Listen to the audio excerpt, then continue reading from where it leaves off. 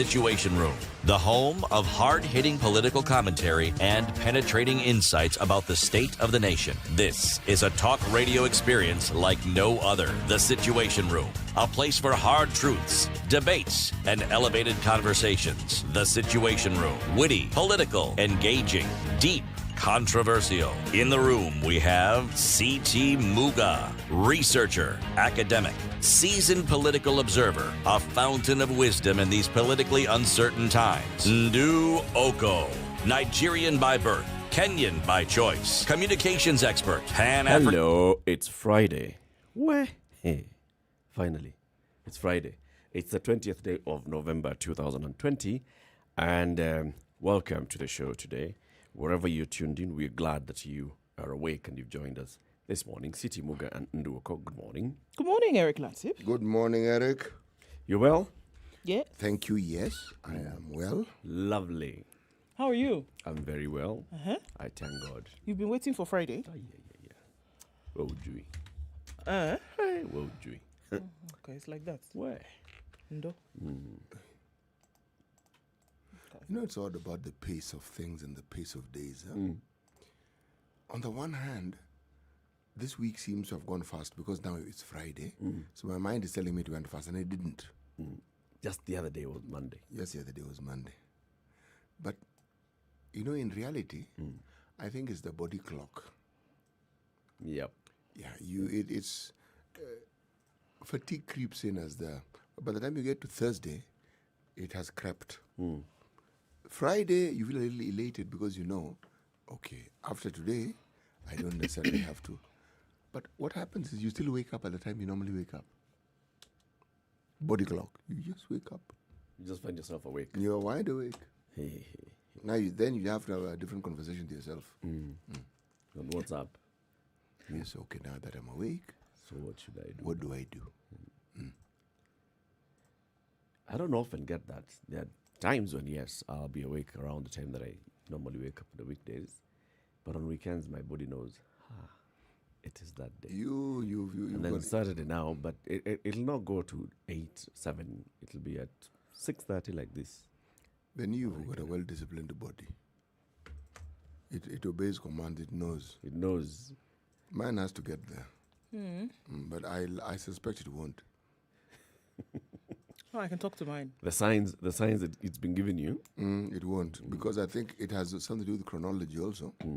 There's a certain point in time when you've hit the 6th floor like I have, and you're a resident there, the body clock does a thing for you. You're more likely to be awake than asleep. I can actually tell myself to go to sleep. And that's it. Why are you awake at 4 o'clock on a Saturday? Ndu. Okay, now we need to sleep. Okay, let's do this. And we can do And it. out you go. Oh, my goodness. Okay. A lot of things to discuss today.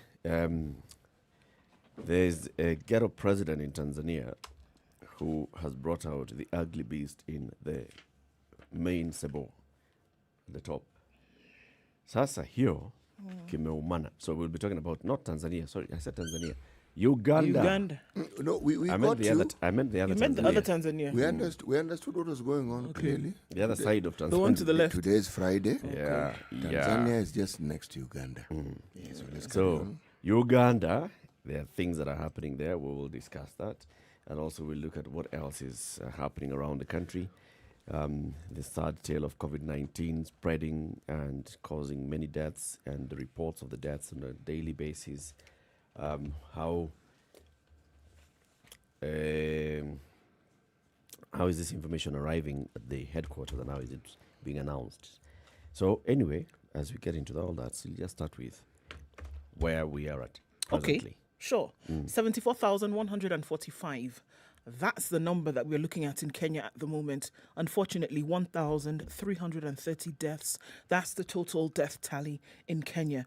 Yesterday, 1,459 new cases in the country with 17 new deaths. Again, as you were talking about the tally of numbers, we can't say for certain that these were all deaths that occurred yesterday. It's possible that they received the report. Some of them would have occurred yesterday, but others also from time in the past, and they were all collated. Imagine. for the day And yesterday. yet, we record this as 1,459 infections in 24 hours.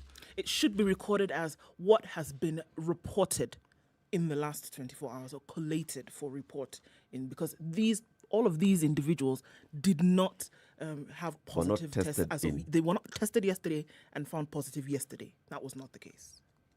And that's what the Ministry of Health should start coming out clearly to indicate. Don't start telling us in the last 24 hours, this is what we recorded. Just tell us the latest figures. So, as yes. it's not. From tests conducted in the last 10 days. Some of them arriving now. Because even if you look at the deaths, how many deaths were announced yesterday? 17. So those 17 deaths, those people did not necessarily die on Wednesday. No. Some of them even died last week. Yes. Or some of them, So it's again, possible just that some like of the people who died yesterday are going to be reported in December. Absolutely. Because this is what Dr. Moth was saying a couple of weeks ago, whereby all of this information is not digitized. So somebody could be, for example, in Isiolo, and they've recorded a death, and it turns out to be COVID related. And by the time it's sent to the command center in terms of a report, could be December. So we had a COVID death. We had a COVID death in October, right? So I've sent my report. It comes to Nairobi. Then they open it and they say, oh, okay, on the day when we opened this particular report, we had Isiolo, we had Makweni. Then we put it together and it comes out in the report for the 20th Why of does November. it take so long for that information to travel from Isiolo or Marsabit or Makueni or Kamukunji? Well, you could send an email report, right? Or even a text. Yeah. You can are be ass- very many You are platforms. assuming, remember, you can conduct the test. Right. That's just one That is one. separate item. However, you may even have the equipment, item 2. Item 3, there are the Reagents and all. the word they gave the man was detergent. They realized it cannot be detergent. Or something needs It's to be reagent, sanitized, that's for right? sure. Then fourth, the length of time it takes Okay. and the capacity of this equipment. Now, unfortunately, if these things are not in tandem, you cannot talk about timely results. No, you can't. Look, for people whose samples were collected, for example, in the Rift Valley, Kericho, Wasingishu, Eldoret, for people whose samples have been collected in Kisumu and Migori and Homa Bay in the last 10 days, those samples have not been tested. Do you understand what we're saying? So you will find that sometime in the next 2 weeks, you're going to have a bump in the numbers. But what does that actually mean? It doesn't necessarily mean that there's more community transmission. What it means is that the samples that you collected 2 weeks ago are only now being tested because of unavailability of reagents currently. Do you see? Okay. So when it comes to deaths, are we saying that there are people who die and then there's posthumous testing and then this is also delaying? I think it's a combination of that plus Of everything. It's a combination of all of this. Somebody could have been tested posthumously. Somebody could have died of COVID, but then it's recorded, for example, in that facility's records. And then by the time it's all compiled and sent to the command center, it could have been a month later and somebody died in Machakos. The posthumous testing, I can understand. and But the those would one be- for today is but the difficult. one for where a death Occurs. If somebody had already tested positive, that means they tested in a health facility. Yes. If somebody has died of COVID-19 complications in a health facility, already you know, the health officers, the medical officers there know this is as a result of the complications from COVID-19. I so hear there's you, already Eric. a record. I hear you, Eric. So you That should be able to pick up the information- phone and say, today, 3 people died in our facility from COVID. We know that they were positive. Yes. They've been here. They didn't make it. So you should be able to pick up the phone and send a message. Today, our number was 3. I get it. I understand. But unfortunately, it's not happening. You know, this one we can talk until The cows come home. But we I are mean, blue. If we're to speak honestly and realistically, you will find that indeed there are processes that are started to ensure that the reagents, because this is a government function, right? There's always a competing function within all these functions. And the competing function is, what do we make out of this? And it doesn't begin and stop at the Ministry of Health. No. The one enterprise that we seem to have actually mastered in this country is how to steal from our government and from among ourselves. All these complications we keep talking about, they are not complications. They are things that are brought to bear on us. There's nothing complicated about buying something and using it. People are trained to do this. But the moment you talk about purchasing, the moment you talk, my friend, there are people who will even halt that process or interfere with it so that whatever they want is engineered. It's the constant. So what the Ministry of Health is trying to do is patchwork. Since we said we're going to be giving announcements, let us just do the same thing. Let's continue. Yes. But in reality, again, Friday, day for the truth, those results we keep hearing from Ministry of Health every day are inaccurate. They don't really tell you. They don't really tell you the No, situation. there is no true picture being painted there at There's all. a high probability that the number of people who are dying now, who've died this week, They've not been collected. They've not been is reported. much higher Yes. than what was being told, right? So these 17 deaths that occurred yesterday, that were announced yesterday, it's possible that yesterday 40 people died. Yes. It's Yes, possible. it is very And possible. it's also possible that even the 1,495 cases that were reported, it's possible that there were much more than There were that. 10,000. It's It possible. is very possible. It's very possible. Based on all it of what we are seeing right now, absolutely. Just like it was possible from the very beginning of COVID, we had a capacity for testing of close to 10,000 tests per day. But between the rivalry and the competing and the what have you, that capacity might as well be 2 because nothing gets done. Look, if you have the equipment and you can't use it for what's intended, what purpose? Then why Then what's are the we even point? What's the discussing point? it? What's the Why are we point? even discussing it? Okay. Where things are actually high in number, the United States yesterday recorded almost 200,000 COVID-19 cases, 192,186 new cases yesterday, with 2,065 deaths. Whereas we're talking about the probability of the deaths in Kenya maybe from a month ago, we also have the same situation here, that across the country as they're collating all of this, it's that what's being reported on a particular day, well, I don't know It's about not it. necessarily that day's Exactly. It's not necessarily that day. that day's number. I don't know that it would be a month away or a month ago. I doubt it greatly that they would be reporting figures on the 20th of November for the 15th of October in the US. I think would be a little bit different.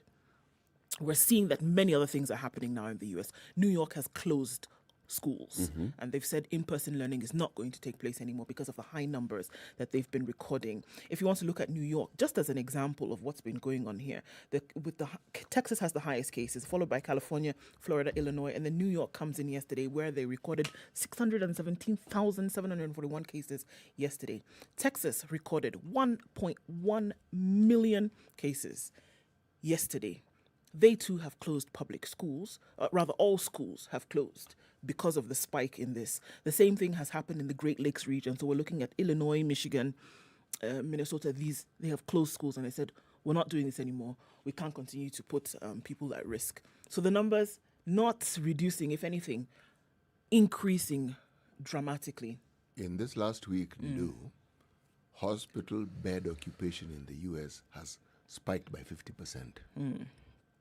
It isn't a pleasant thing. And It yet, isn't. of the states, they have only 20 states have gotten to the stage where they realize you have to make a decision to actually shut things down.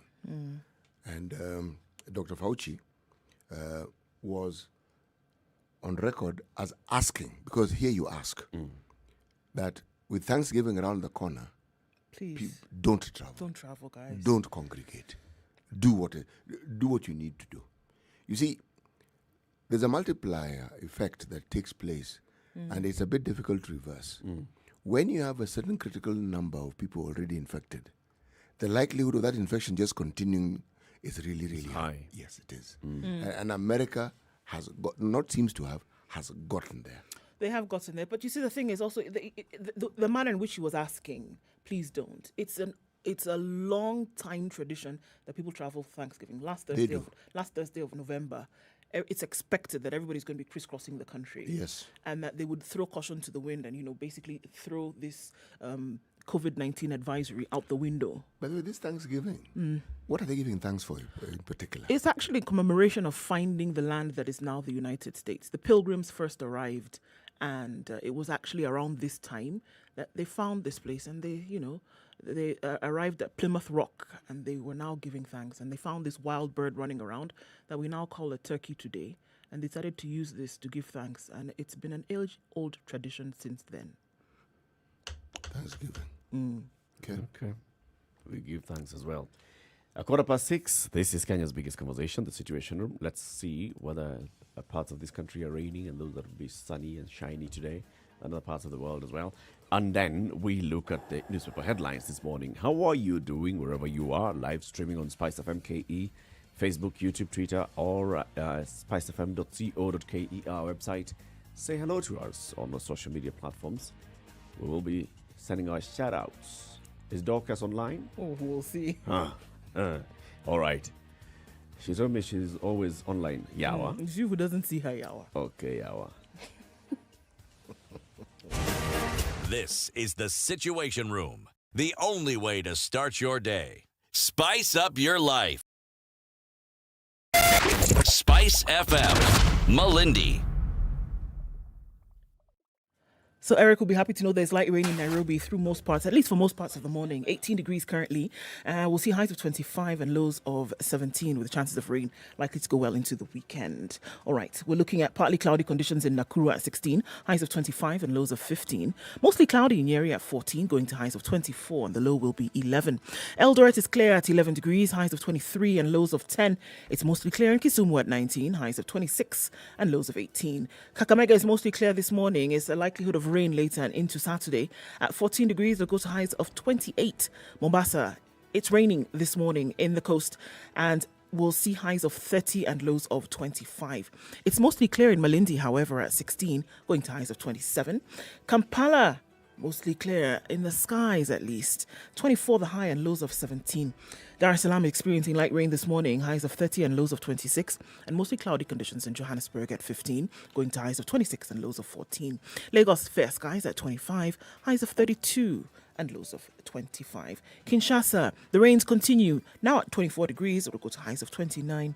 Looking through into Beijing, 6 degrees and sunny conditions. It's going to get quite chilly today, going to highs of 8 and coming down to lows of 0. It's also going to be quite chilly in Paris as the winter sets in at 6 currently, going to highs of 9 and lows of 5. It's going to drop quite some in the UK.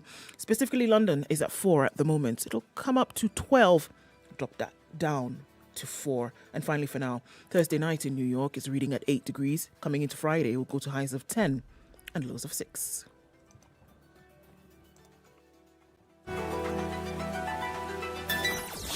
Spice of everything nice, everything nice.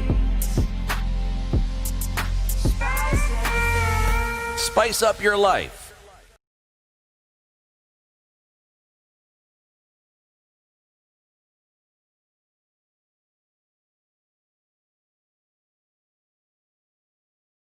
Mature, intelligent talk every morning. Spice up yourself. I know we're talking about the weather, the sun rising and setting and the showers and all. There's a town in Alaska called Barrow. 2 days ago, the residents of this town were out. They were celebrating the sunset. And the reason why they were celebrating the sunset because the sun was setting on the 18th of November. It will rise again on the 23rd of January. Yeah. Total darkness for 67 days of total darkness.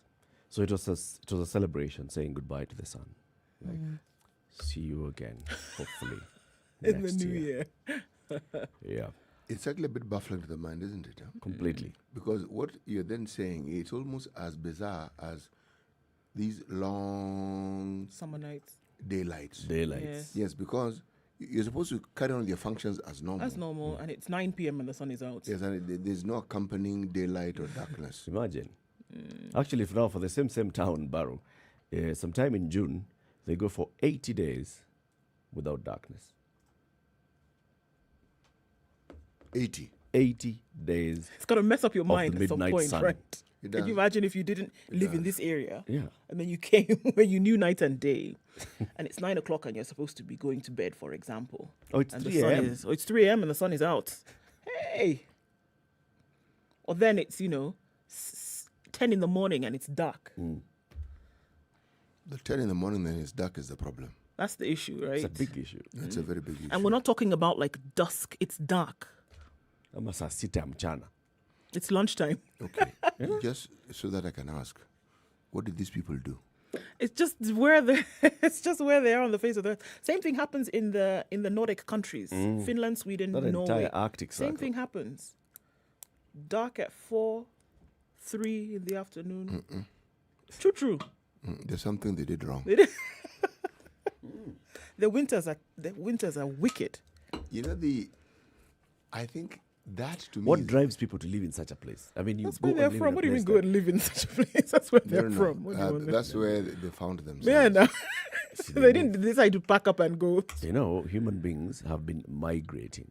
They All right? do. They had a choice to migrate. So why did But this is what they know. This is what it would be weird for them, for example, if they came and the summer months, for example, which are in Kenya between December and January, What? Summer month in Kenya. where it's warm, where it's Throughout the warmer, year. right? It would be weird for them. As Just it's like summer it's throughout strange. the year, it's interspersed by a little rain from time to time, a little cold, but generally it's summer. Sorry. Okay. Anyway, so who's online? Mike Kiburu in Nyeri says good morning, and he's spiced from where he is. Good. Sekika Eddie Amuti. I hope I've said that right. I like you guys. And he's tuned in from Western Bunyoro. Where is that? Western Bunyoro. Bunyoro sounds like it's in Uganda. Mm-hmm. However, the Luanda area, they are not Bunyoro, are they? No, they are not. Carry on. Okay. You tell us, where are you? Where is Western Bunyoro? Where is Western Bunyoro, Sekika? Which country? Which county? Which sub-county? Who's your MP? And governor? Dorcas says, I'm here, Latif Yawa. Always tuned in. Thanks for asking.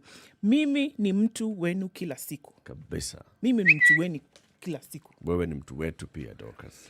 Saulu Wera says, hey, y'all. Is got a drawl this morning. What up? What up? Now, wahala be this corona. Oh, okay, wow. Okay. That's what he said. It's not me. It's actually him who said it. What does that mean? This corona, they bring trouble, I beg. It's not nice. Okay. Benson Kiplagat is watching as well as listening from Ndaretwa in Bomet County. Leban, good morning from Nandi. And Jeffrey is tuned in from Kisumu Kibos. Musaba Jr. is tuned in from County 026, Lukome Saboti, opposite Kitinda Bakery specifically. And Olo Caleb says it's a Friday, so good morning. Sir Haran Wafula is tuned in from Kisumu. There we must say it gently, because after all, we're talking to a sir. Oh. Good morning, sir.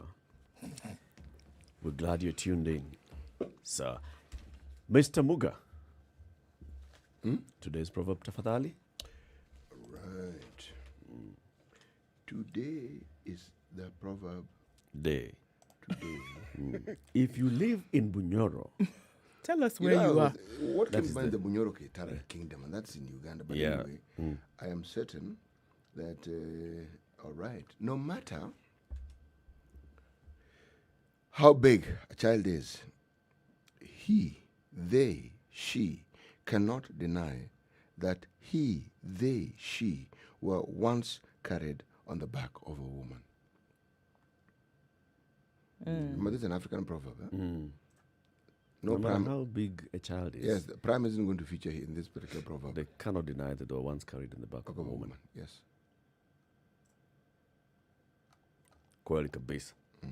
Kweli kabisa. All right. Let's look at the headlines. Start.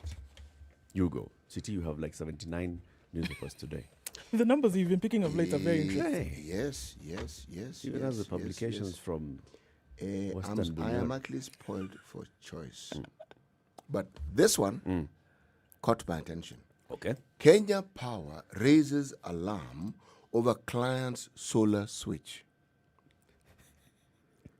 When I tell you what is behind this headline, you will find it even more amusing. Okay. Right? Electricity distributor warns of a growing number of top customers who are defecting from the national grid. Warns. Yes, warns. Okay. The growing shift to solar power by heavy consuming industrialists seeking reliable and cheaper supply has rattled long overdue. Electricity distributor Kenya Power amid thinning revenues, long overdue. The utility firm said some of its industrial customers, who account for 54.8% of its sales revenue, are gradually shifting to own-generated solar power, dealing a further blow to its already dwindling finances. Long overdue. So they're waking up to that realization today. They wake up to the realization that they were going to continue charging people these exorbitant, nonsensical charges that they keep levying on us, and they thought there would be no consequences. Okay, so Kenya Power, all right. Slowly. The issue of going green is not a conversation that started this month No, or last it month. didn't. In fact, for very many years, the Kenya Association of Manufacturers has been running this campaign, encouraging its members to switch into ways of energy conservation. So in fact, they even have energy conservation awards where they talk about ensure that you reduce how much energy you're consuming on a daily basis, encouraging them to put up solar panels to run some of their operations, encourage them to put up, what do you call them, the sunroofs, so that you have more lighting, natural lighting in your factory, in your offices, putting up wind turbines where possible. This has been happening for a long time.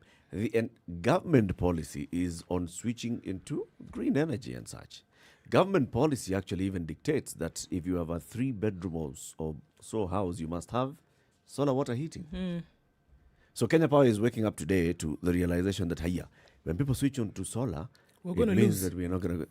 And instead of having thought about how can we, even us, encourage solar generation to get into the grid. In terms of variety, in terms of the Or offer. even get into the business yourself. Get into the business yourselves. Who says it has to be only one kind of power generation? Jesus. I know. Pause for a second and ask yourself what it is that informs the minds of people we refer to as dictators. It's called impunity.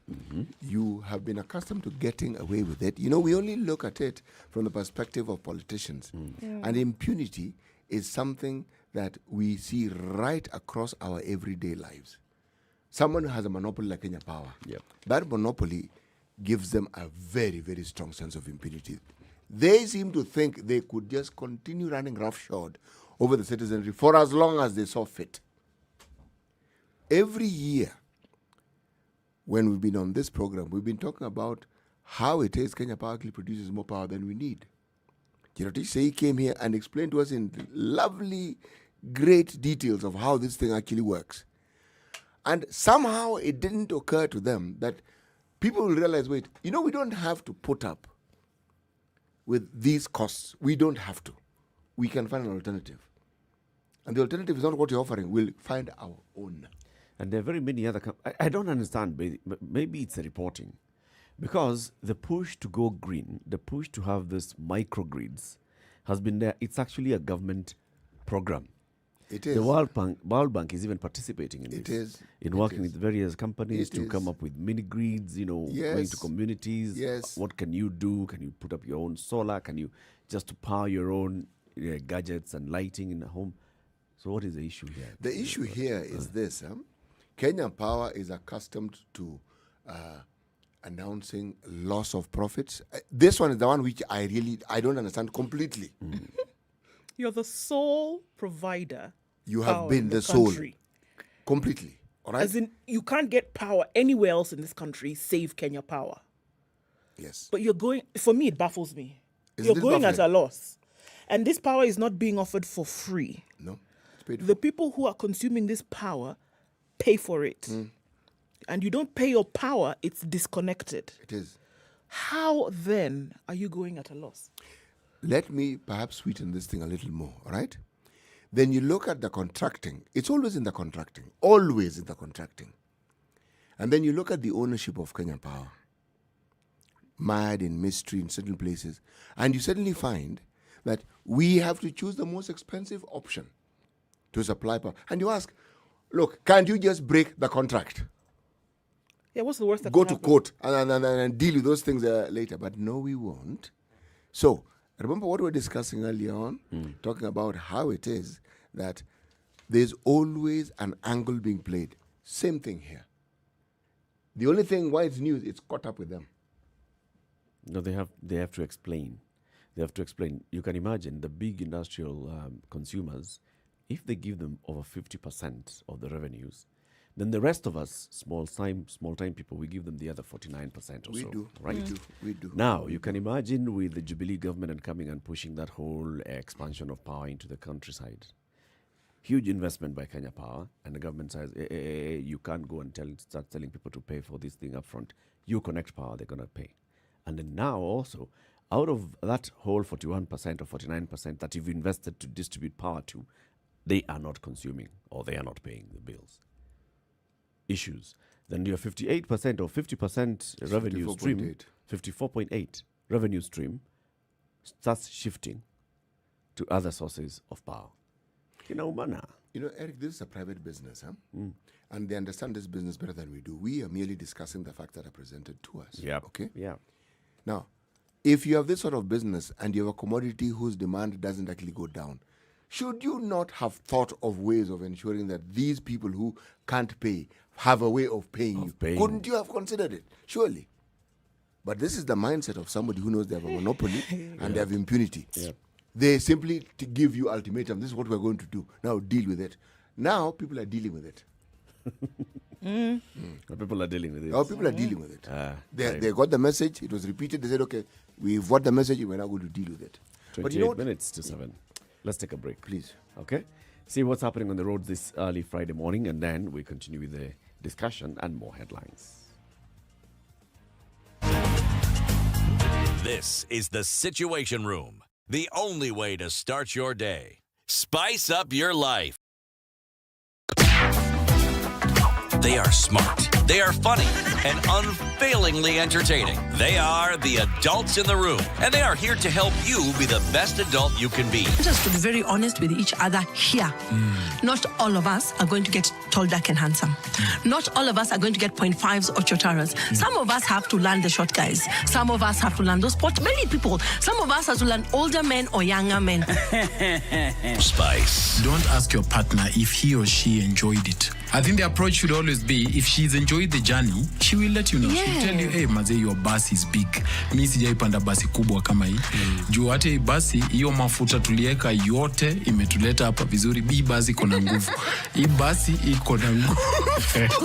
Spice. Now into a relationship, it becomes like you've stopped your life, and then now me, I am your life. You see, like, what happened to your life? What happened to you? What did you used to do? And women are guilty about that. No, Is your wife listening to the show? Whether it is matters of the heart, finances, or work that's weighing on your mind, worry not. The adults in the room will help you stay winning. So we're already looking at Thika Road this morning, where it looks to be building up outbound, interestingly enough, this morning. We'll see some heightened traffic then around the Pangani Tunnel. Mombasa Road, we know that's already building up from the SGR, then moving down towards General Motors. That's already happening. We don't expect it to be any better before at least 8 o'clock. So that's already piled up now. Other parts of the city inbound, not too bad today. Coming out of Westlands, looking at coming out of Ngong Road, coming out of Langata Road, at least all roads leading towards the CBD is not too bad.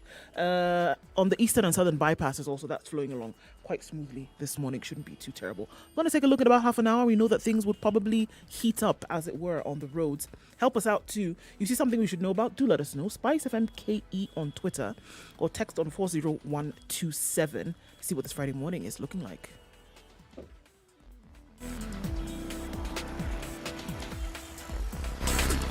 Are you ready? Okay. Spice FM. Mature, intelligent talk every morning. Spice up yourself.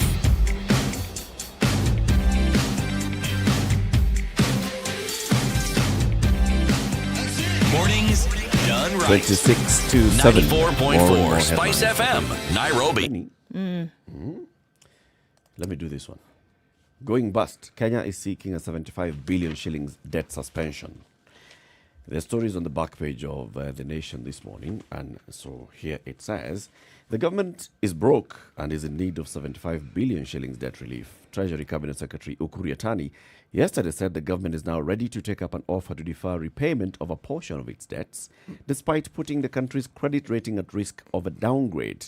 A credit rating downgrade is likely to weaken the shilling and raise the cost of borrowing, hitting consumers and businesses hard.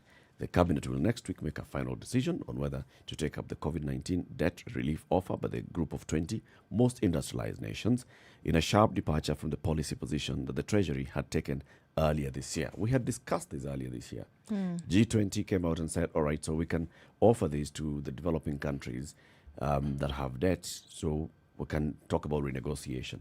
The government was not keen on taking this route because the government has a lot of commercial debt. And if you go into commercial debt, when you have commercial debt, then you start doing this thing of tinkering with your debt relief. You are sending a signal to the people who have lent you money. So one of those is we get a credit rating downgrade. That means that our loans now become even more expensive. There's a hit on the Kenya shilling and all the others. But now Ukuri Tani has gotten to a point, akasema, By the way, it's amazing about headlines because the Business Daily reports it differently. what do they say? World Bank IMF force Kenya to seek 75 billion debt relief. Yes, so it's not they sat and decided. Let me read.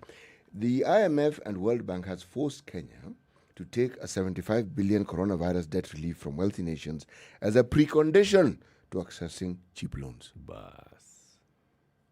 Kenya, this one, it gets even more interesting. Kenya is now planning to defer $690 million in debt repayments, deferment, okay, as it seeks further funding from the Bretton Woods Institution for budget support to weather the coronavirus hardships. So, it's not as though we cleverly thought. According There to... was pressure. Yes. There was indeed pressure. And even when we were talking about it earlier, there was pressure because you were going to the World Bank to try and seek now more concessionary and cheaper loans. And the World Bank is telling you, but you guys, there's an offer on the table for you.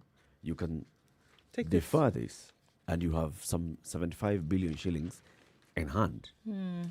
And it's already available for you. Then come we discuss, we can top you up. Back and forth, delaying. What's that going to mean to us? Basically, all these are indications that the government is really, really facing some cash issues. Yeah, there's a strap somewhere. Whether they want to admit it or not, there's a strap. We're not liquid. You know, even if as they juggle, the truth of the matter is this juggling is clearly coming to an end. There's nothing to juggle. The alarm was raised by us when we started talking about all these new tax measures that the government on the one hand was talking about spurring development and enhancing the vortex of movement within the economy, and yet they were taxing. Tax doesn't do that for you. Because tax mops up money instead of letting more money be in the economy so that it does what money is supposed to do. It moves around, yes. So we have been in this hellhole for quite some time. And it's going to take some time to dig out of it. No, but actually, not just time, but it's going to take some the right decisions to get out of it, or the resolve to actually be out of it to get out of it. Because if anything, going the trajectory that it's taking now, if anything, is going to it's going to become a deeper and a deeper hole. You know, if the debt situation that we are referring to, okay, it's going to get worse, not better. Because I don't see a situation where those of us, you know, we are a nation of cartels, really. People who always plan and plot, like this 75 billion is mentioned. There are people who are already thinking, okay, this 75. How are we going to get in on this? Yes. So now, how do we? Forget the debt relief. Every time money comes into the country, there are people who are planning and plotting how they can pilfer this. It's not how they can use it. So really, how then do we think that the situation we're in is suddenly going to disappear? Or how do we think we're actually suddenly going to solve the problem? We won't. Not because the problems cannot be solved. They can be solved. But the focus that we seem to have with our decision makers is their priority is how to plan and plot to steal this money. So, whether it's 75 billion, whether it's 750 billion. The impact of this move, first of all, our debt currently stands at 7.12 trillion shillings as of September. Yep. And this is because there was a rise of 1.157 trillion shillings between September 2019 and September 2020. 1 trillion shillings borrowed in a year. 72% of this new debt borrowed only this year in the COVID-19 period. So acceptance of this repayment relief plan could be interpreted as a technical sovereign debt default by holders of Eurobond, and the attorney had in May this year cited as a reason for snubbing that offer. So now they are accepting it. Clause 10 of the Eurobond prospectus states that holders of 25% of the debt papers can call up the entire loans and interest in the event of a default. Some of these occurrences considered as a result as default include non-payment of any external debt worth more than 2 billion shillings or a moratorium on any external debt. So it's not just about you repaying the Eurobond. It's if you have any other debt and you default, they consider that you are in default. If you have any external debt that goes over 2.6 billion shillings and you do not pay, failure to pay principal for 15 days or interest for 30 days and failure to comply with terms in the contracts for 45 days is also considered a technical default. And our debt. Remember the portfolio, Zambia story? External thing. debt, it rose from last year by 16%. Now, what is of interest is with what they're saying, it is being said that the shilling will get devalued. Now, you know what that does to the debt? It increases. increases Not the because you debt. borrowed more. But you have to pay alone- more. Yes, that's precisely it. So, this is a situation that the decisions that have been made has gotten us to. And that's what I'm saying. If we continue going in that direction with the same caliber of decisions, the hole gets deeper and much deeper so. Speaking of how things are getting a little bit worse, looking at a story on the front page of The Nation, which is quite sad. Horror of COVID-sick doctors on forced duties. Confession, doctors who test positive for coronavirus but are asymptomatic are being forced to keep reporting to work, exposing hundreds of thousands of Kenyans who visit hospitals daily to a serious risk of infection. Yeah, so this is a mouth-opening one. Details of such. Doctors infected are being forced to continue treating patients, a parliamentary committee was told yesterday. Union officials said asymptomatic doctors are required to continue working, adding that people with other ailments visiting hospitals may have contracted the virus from those who are supposed to treat them. The Senate Health Committee was also informed that a frontline worker who comes in contact with an infected person does not go into isolation, but continues to attend to patients. Kenya Medical Practitioners, Pharmacists and Dentists Union Secretary General Chibanzi Mwachonda blamed the rising number of COVID-19 cases on the situation. And he said, with shortage of health workers in Kenya, doctors who tested positive for corona are still to attend to patients since the numbers of those who are severely ill has gone up. If doctors get the virus and show no symptoms, they are still made to work. Only those with symptoms or severely ill are excluded from duty. We're putting our lives and those of patients at risk. We're stretched. Our doctors are working for long hours without rest. Nominated Senator Beth Mugo, a former public health minister, demanded to know why the health workers attend to patients even when unwell. It's mandatory that such workers are infected. It's mandatory that when such workers are infected, they must go into isolation until they test negative. Wachonda said Kenya faces a shortage of medical workers, which is a thing that has always been, even before COVID-19. There's a strain on our workforce. The country must employ more workers as the burnout cannot be wished away. The workforce is stretched. This is part of the reason we issued a 21-day strike notice. Okay. Yeah. Okay. But even with all this happening, we were going to have an event to launch signature drive for the BBI. Yeah, it was going to go ahead. It was going to go ahead. If not that, certain things were not put in place and they were not ready. Yep. And maybe it'll still go ahead within the month.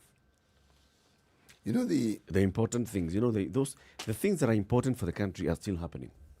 The less important things like, repayment of debt, fighting COVID-19, avoiding people dying, Making sure that the ensuring infected doctors are not working. Those less important things are somewhere where they belong. Let's take a break anyway. It is 7:15. And we're looking at the headlines this morning in the newspapers. This is the Situation Room. It's Kenya's biggest conversation. We live stream the show on Spice FM KE, YouTube, Facebook, and Twitter, spicefm.co.ke, and we broadcast it on 94.4 in Nairobi, Mombasa 87.9, 102.5 Kisumu, Malindi is 97.7, 90.9 in Nyeri, 96.0 in Nakuru, 96.7 in Eldoret. Spice FM, Nakuru. Welcome to Spice FM, the best exclusive radio station bringing you the best mix of the best music ever. Mature, intelligent talk every morning. Spice up yourself.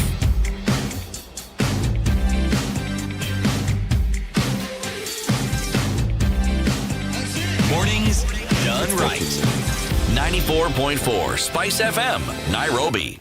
So, Ghetto President brings out the ugly beast in Museveni. We're going to look at this as we talked about. However, Uganda is on edge as the region's longest-serving strongman deploys soldiers to crack down on citizens protesting the arrest of Bobby Wine, the youthful politician leading campaigns for change. So there's some crazy pictures coming out of Uganda for the last few days. And we know that there's an election coming up. Robert Kyagulanyi, also known as Bobby Wine. Kenya has always been his home. It's where he had honed his artistry, recording in local studios for more than 10 years and became East Africa's dancehall king. And he's now running, or would like to put his name on the ballot for president.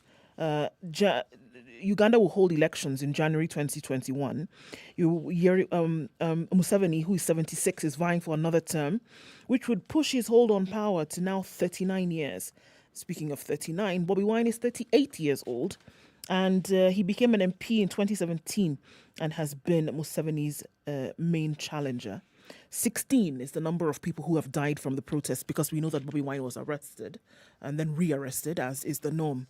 And protests then mushroomed around Uganda from Kampala to certain parts of Entebbe and then other towns.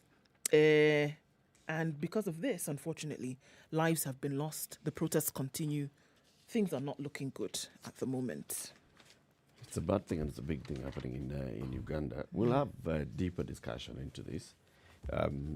Crossing over into Uganda to speak to the journalists who are there and for them to tell us what is happening.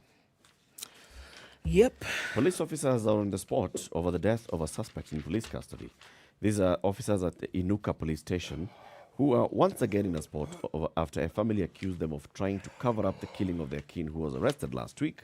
33-year-old Chris Kauro, a human rights activist, claimed that human rights activists and the family of this 33-year-old man claimed that he likely succumbed to injuries that he sustained after officers from the station beat him up during his arrest. Richard Koiwa, the director of criminal investigations, however, said Kauro developed breathing complications while in the cells and was rushed to the hospital. The information technology expert was among 10 suspects arrested on Friday for contravening curfew laws and not wearing masks. He died at the hospital and not in the cells. That's what the police are saying.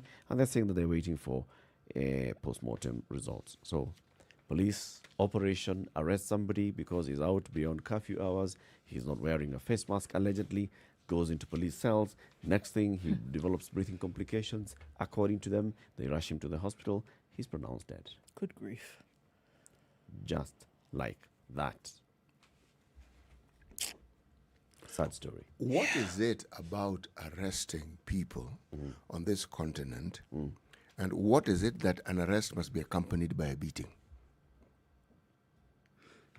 It's part of it's in the package. It comes with the Someone is territory. protesting. They are not fighting you. They're You not get hold of destroying. them. The first thing you do is you pelt them with blows. You To hit ensure them with that- the truncheon. What? To ensure that they're incapacitated. Why are we applying age-old tactics for killing snakes on human beings? Police reforms was just a word. Indeed, it has not happened at all. Some scandalous story coming out of the Senate. So yesterday, the Health Committee of the Senate was having a virtual meeting and virtual session where they are probing the issue of COVID-19 and the procurement of essentials at KEMSA. So they were having a meeting where they had invited the director of Angelica Medical Services, Nicholas Gitonga, and he was being greeted by the Senate Health Committee when they were doing this virtually. So they were not basically physically there. They were just doing this virtually on Zoom. And nominated Senator Millicent Manga, first of all, said, first, Mr. Chair, I think it's important that we see the person we're talking to. Can we ask them to switch on his camera? So he was asked to do that. He switched on the camera. As the conversations were going on, it appears that it emerges that senators were also having, using the chat platform on Zoom to have private messaging. One of them, however, forgot to go into a private and posted into the group chat. And it was a lewd message, which was basically insinuating that the chairperson has had sexual relations with one of the female members of this committee. Posted it on the group chat. Na inakaa ni kama chairman amefanya hivi na fulani. Chairman and the person's name, pop, and everybody, of course, including the people who are being grilled, who are not members of the Senate, they're also seeing this same message. So the member who posted this noticed that everybody has seen it, and he was like, Mr. Chairman, on a point of order, I want to apologize for what I have written. I was only joking with her. I did not wish to share it with everyone. Yes, you did.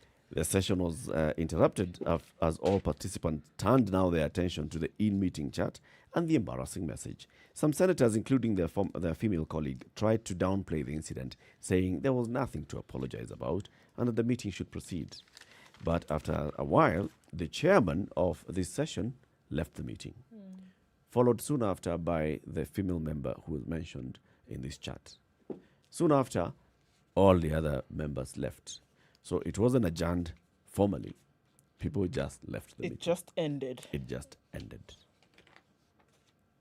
They were discussing very serious matter, and other serious matters. Other serious matters clearly arose.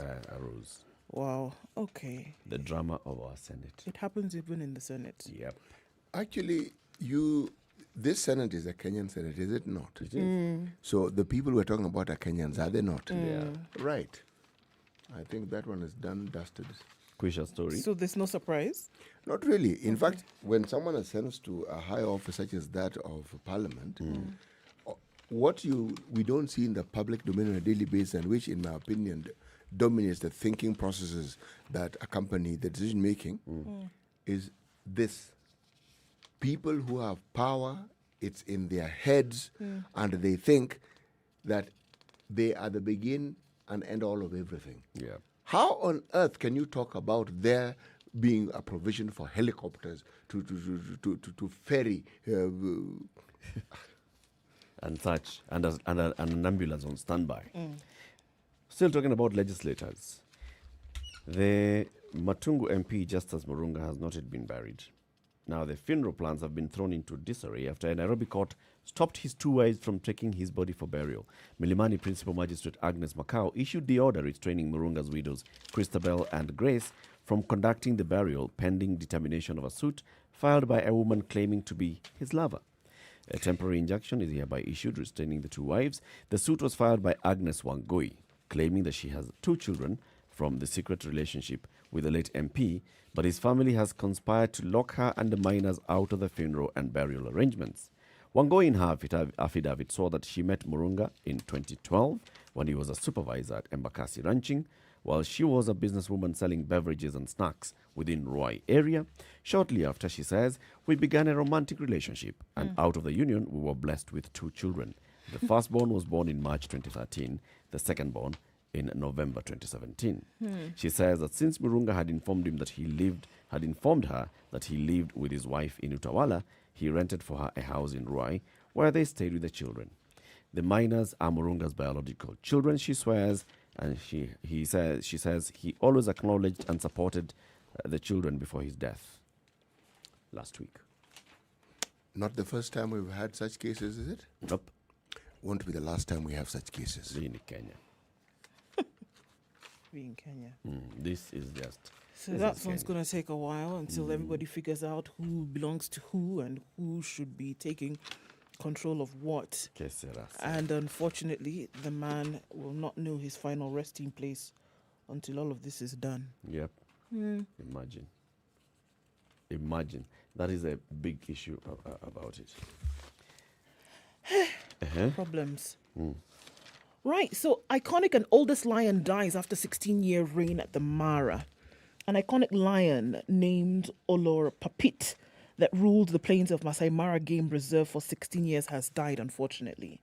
Chief Park Warden James Sindio yesterday said the old lion had been weak for some time and its situation worsened when it was attacked by younger territorial pride a few weeks ago. It's true we are celebrating the life of the iconic lion Olor Papit that has been ruling the Nkunyani pride for the last 16 years. It succumbed to old age on Wednesday evening at Olera Motorogi Conservancy. It was a celebrity lion that was a darling of tourists, according to Mr. Sindio.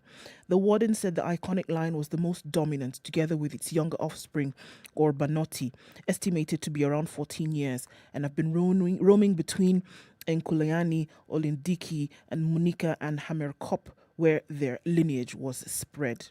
As soon as word went around that the iconic lion had died, hundreds of international tourists and wildcat lovers who had interacted with it paid their tribute. Lucy Johnson, for example, a veteran wildlife photographer who posted on Facebook, known as the Big Cats of Masai Mara, remember that, revealed that the lion died in peace and dignity.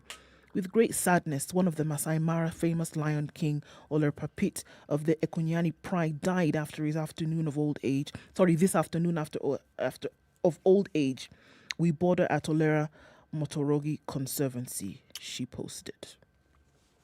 Go well, King Lion, till we meet again. Oh, okay. Remember, there were some houses that are to be demolished, according to the Ministry of Environment, somewhere in Langata. Yes. These are the estates, quite a number of them. KMA Estate, Langata Garden Estate, Langata View Estate, Shalom Estate, St. Mary's Hospital, Forest Edge View Estate, Langata Women's Prison, the Police Dog Unit, Bombers of Kenya, KBC, Wildlife Clubs of Kenya, International Center for Insect Physiology and Ecology, ICIPE, all located within forestland that has been substantially developed. Now, a parliamentary committee, this is the National Assembly's Environment and Natural Resources Committee, has come up with a report that was tabled in Parliament yesterday, where they have cautioned the government against demolishing these homes, saying, all right, sawa, whatever happened, but there has been substantial development in this area, and we urge you, do not start demolishing this to reclaim the forest. Find something else to do. Keep yourself busy. You're in charge of forests. Go plant trees elsewhere. Basically, that's what the committee has said. They, however, want the DCI to investigate the procedure of excising and allocating the land from the Ngong Road forest to private individuals. The DCI, according to the report, should investigate all officers that substantively held the offices of the Commissioner of Lands, Chief Conservator of Forests, and the Commissioner of Prisons between 1993 and 1998, with a view to prosecuting any person found culpable where criminal offence is established.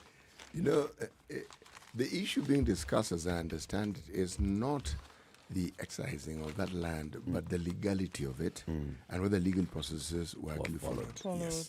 Because the meteorological department, the Goreti area, it's part of the forest, really. But there are those who argue that due process was followed and it was legally exercised. Now, if you think of that, all you need to do is just move forward, and all that land in between until you get to the other side, which is Langata, all that was forest. All that is forest land.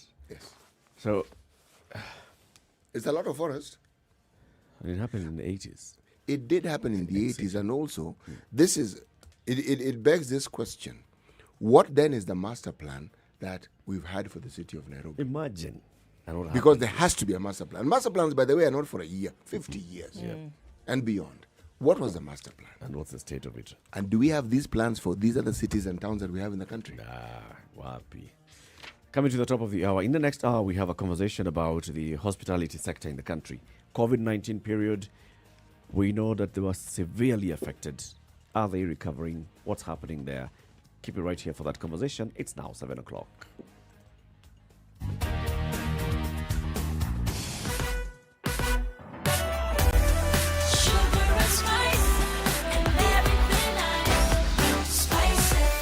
Spice up your life. Traffic. Okay, so Mombasa Road already is looking crazy. Matatus are doing some crazy things this morning already, that's heightening an already bad situation with traffic. Getting towards the SGR tomorrow, not tomorrow, even today, there's a problem because the traffic is already bad, and then we have Matatus trying to find their way round into other routes, and this is compounding traffic. So it's crazy already on Mombasa Road. There's an accident near Muthaiga if we're looking towards the Thika Road area, and that has already caused some traffic already. It's a major one from what we've seen. Several cars, and unfortunately there are some people who would have lost their lives already. So major accident having happened on Thika Road this morning inbound, and so if you're headed in that direction, please be very careful because you don't know what lies ahead. Security forces already on the way trying to sort that out. And just so you know, it's right around just past Utali on Thika Road. Several vehicles in this accident this morning, so please be very, very careful. Okay, let's look at other parts as the minutes tick by. But the southern and eastern bypasses, it's not too bad around those areas right now. We're going to look outbound. It is Friday, and a number of people will be leaving the city. We'll take a look at what that looks like, then heading out the Limuru way. Keep in touch. Let us know what you see. Spice FMKE on Twitter, or text us on 40127.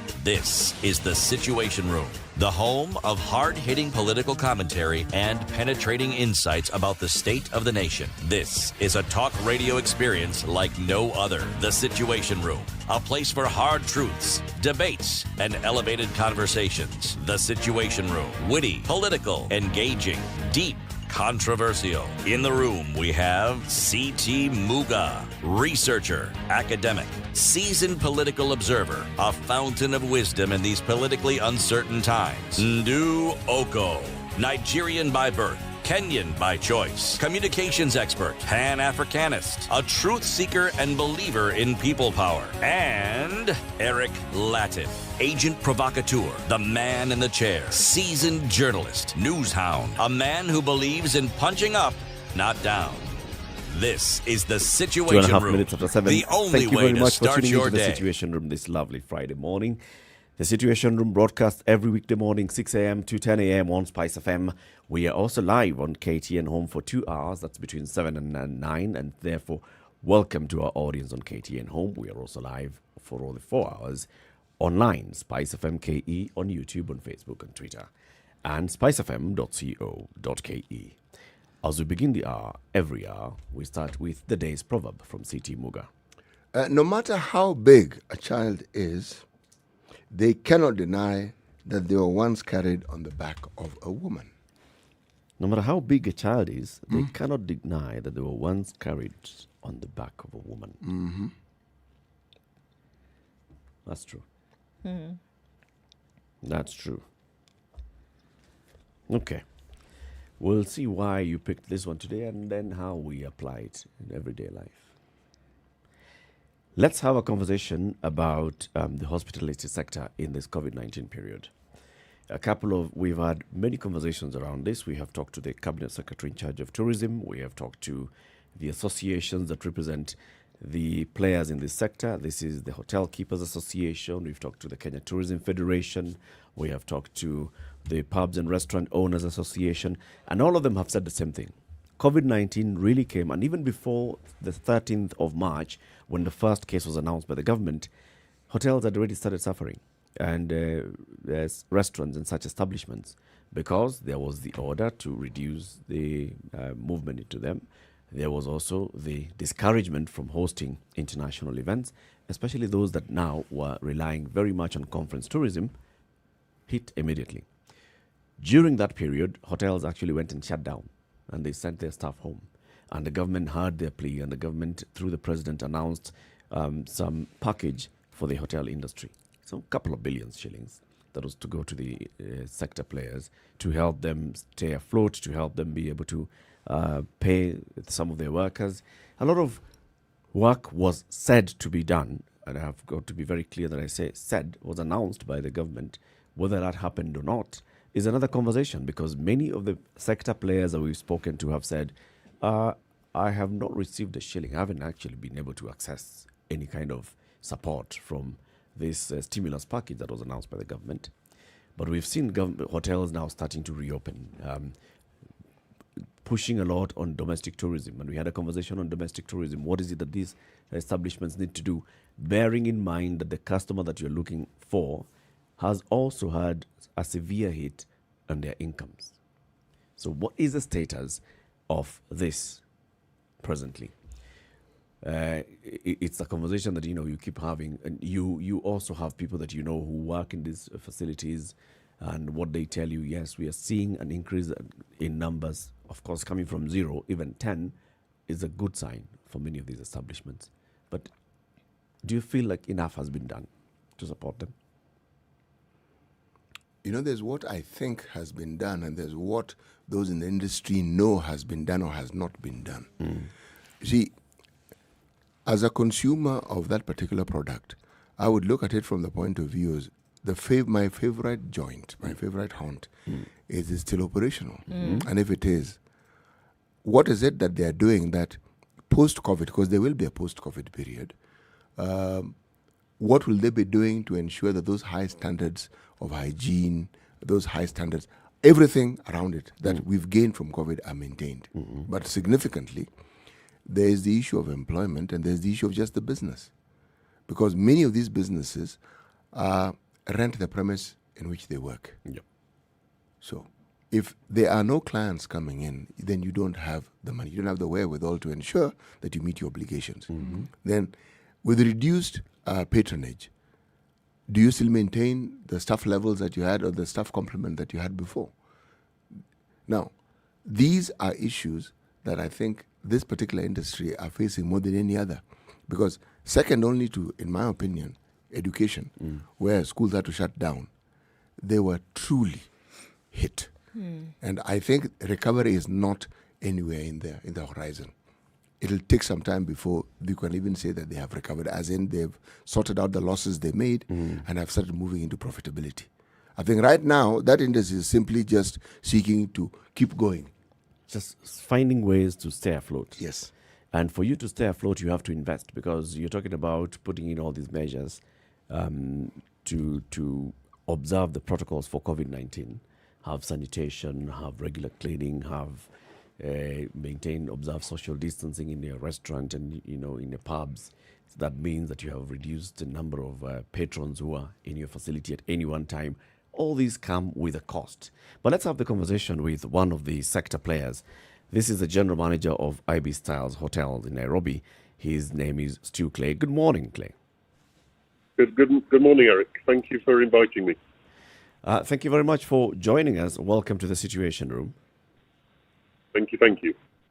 You've had our introduction. You guys had a hit. I mean, I don't even need to ask you how bad it was. So let's not even focus on how bad it was. Let's talk about the recovery period. When did you reopen? What has it been? What experience have you had so far?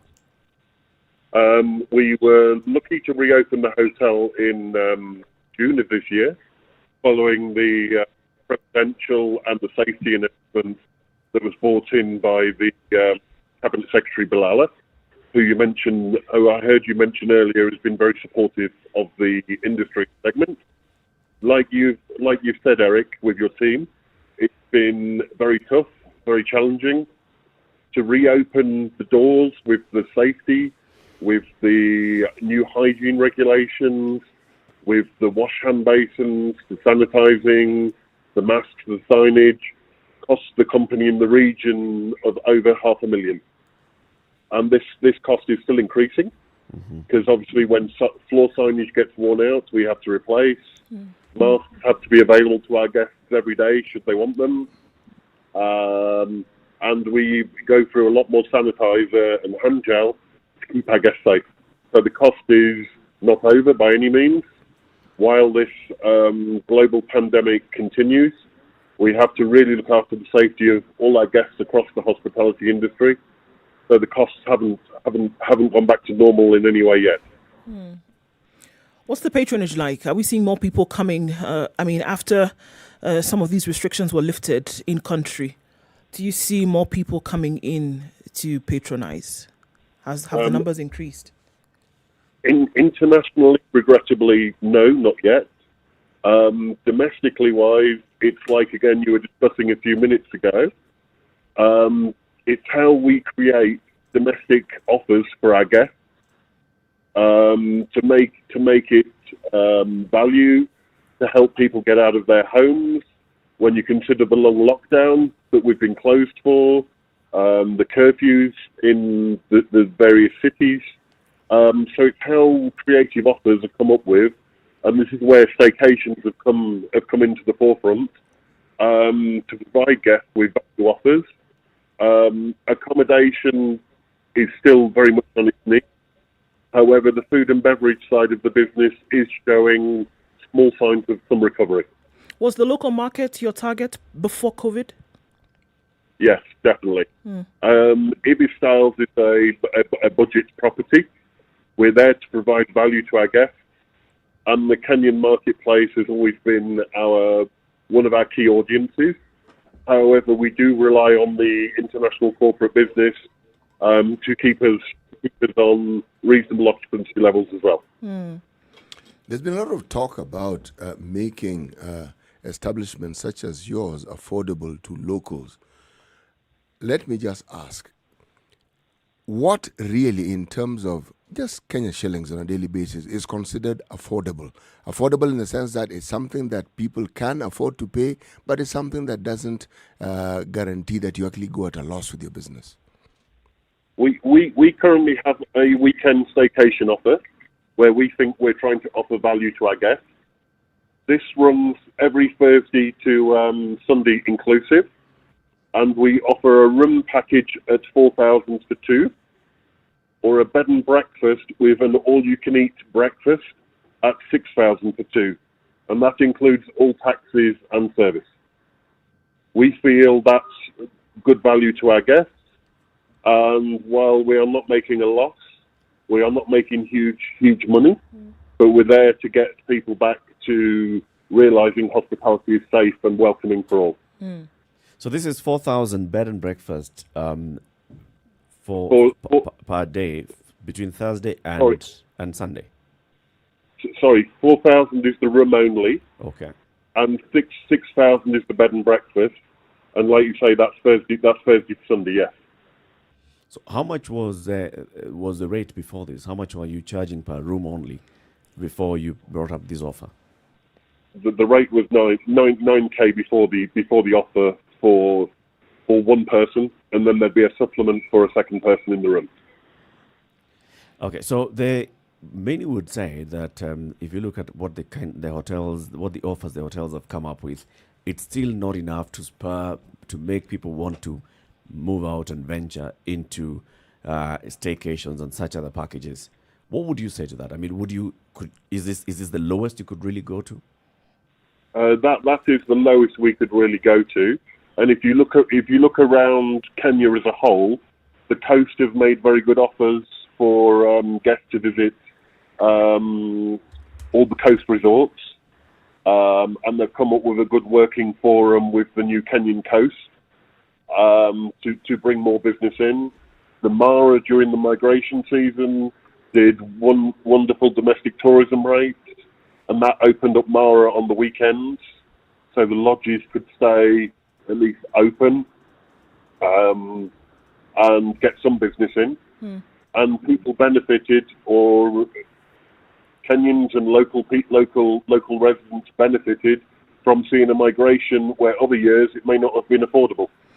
Stu, do you think that this way of then doing business could essentially save the sector? Because it is clear that international travel will take a while before it picks up. I mean, that is clear to everybody. But then you also have a great resource right here in country that could actually help to lift the status from on its knees to maybe standing and toddling in a while. So do you see that the domestic market could essentially raise the profile of the hospitality sector in terms of percentages and numbers? I would 100% agree. And like we saw, regrettably, after the post-election violence a few years ago, domestic tourism was the key to winning back business and keeping hotels open, and more importantly, local people who have been trained in hospitality employed. How do you ensure that this information reaches the entire width and breadth of potential clients that you could have?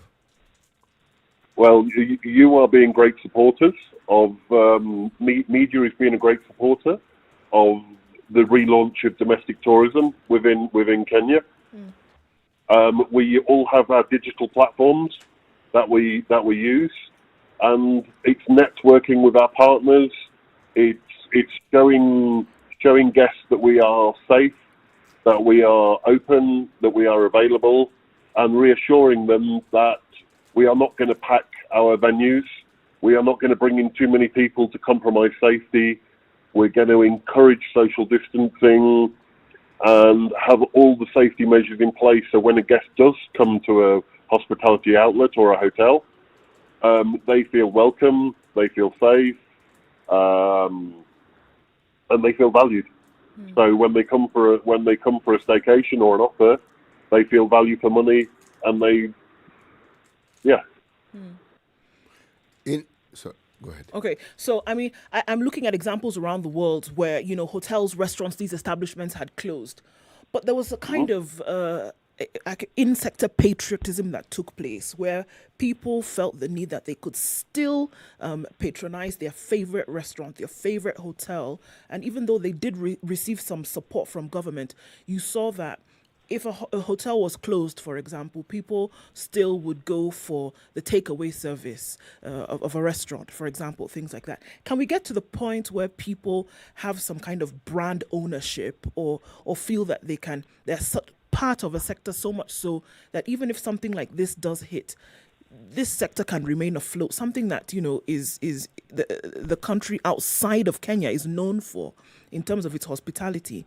Do you think we can get to the point where people patronize it so much so that regardless of, it would remain afloat? And what do you think that needs to be done in order to have that status achieved? We definitely need the government support. Cabinet Secretary Bilala, Magical Kenya, Destination Kenya have been a great support to us. One thing that is magical about Kenya, that is known around the world, is the service and the welcoming by the local teams.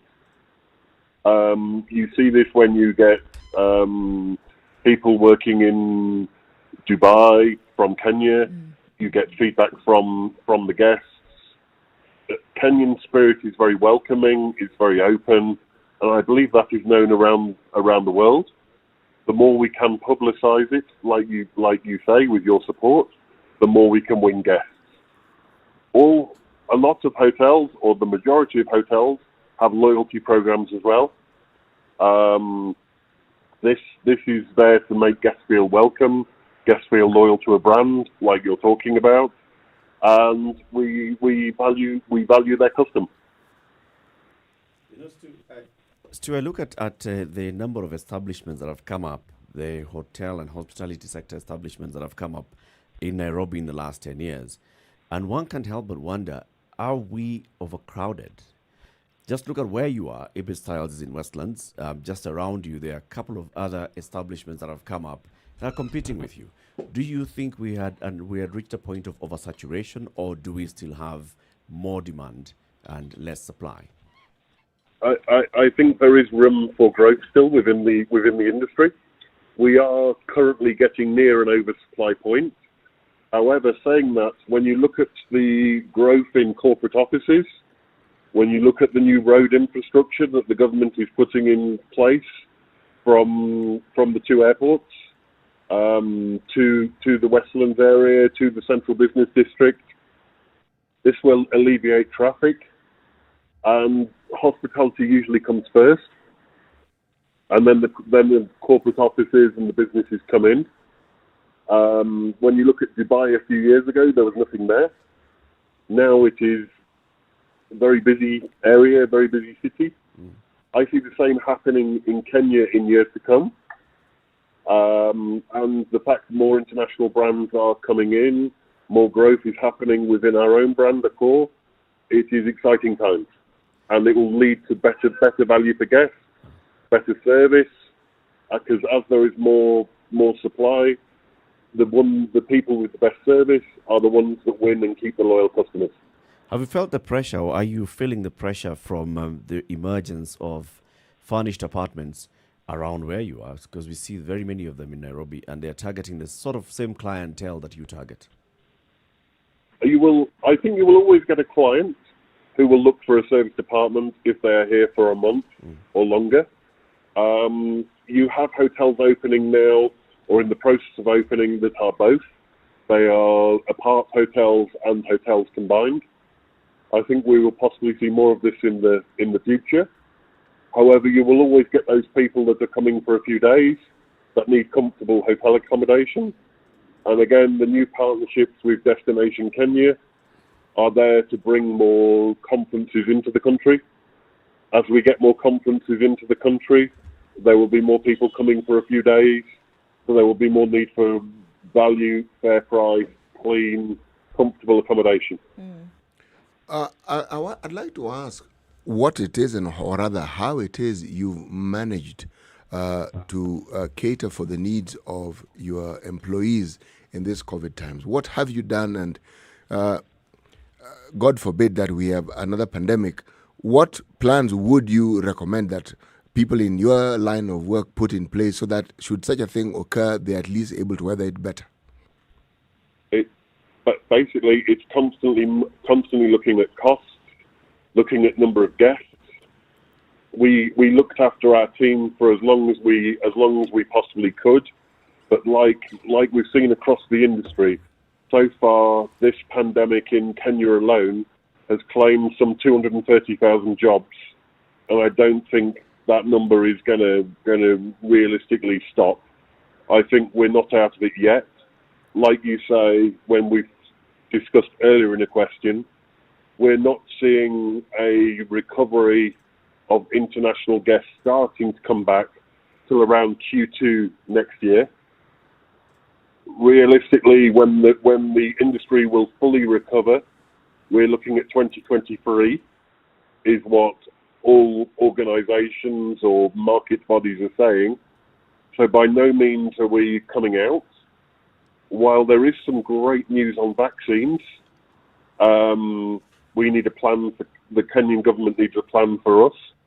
So when these vaccines do become available and we do relaunch, we can recover our staffing levels.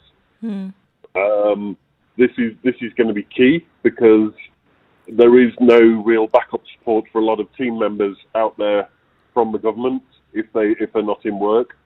So we need the government support in reopening Kenya, making Kenya safe, having a vaccine that is available, so when guests come in, they feel a lot more comfortable. Stu, where do you think partnerships play in all of this? So we've seen that some, again, looking around the world for examples, we find that those who have then entered into strategic partnerships to be able to build up their clientele seem to have succeeded, whether it's partnerships with low budget airlines, whether it's partnerships with global networks in terms of bringing guests into your doors, whether it's partnerships on the local level, again, bringing guests into the doors, bumping up domestic tourism and things like that. Where do you think this all plays in this process? I think it's critical. I believe it's a critical role at the minute. Partnerships like you've seen are key. I am very, very grateful to you and the team for allowing me here today. This has given us great support. Your listeners are now aware that we offer a great value staycation.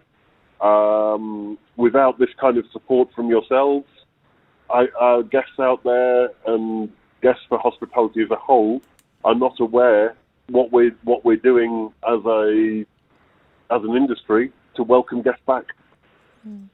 Stu Clay, the General Manager of AB Styles Hotel in Nairobi, thank you very much for speaking to us, and we wish you all the best. Thank you so much as well. Keep safe and well. Thank you very much. Thank you. The only way for this is to stay afloat and stay in business, and we wish you all the best. Thank you. Time for us to take a break. KTN Home, Spice FM, online, 25 minutes after 7. Conversations continue right here. Keep it locked.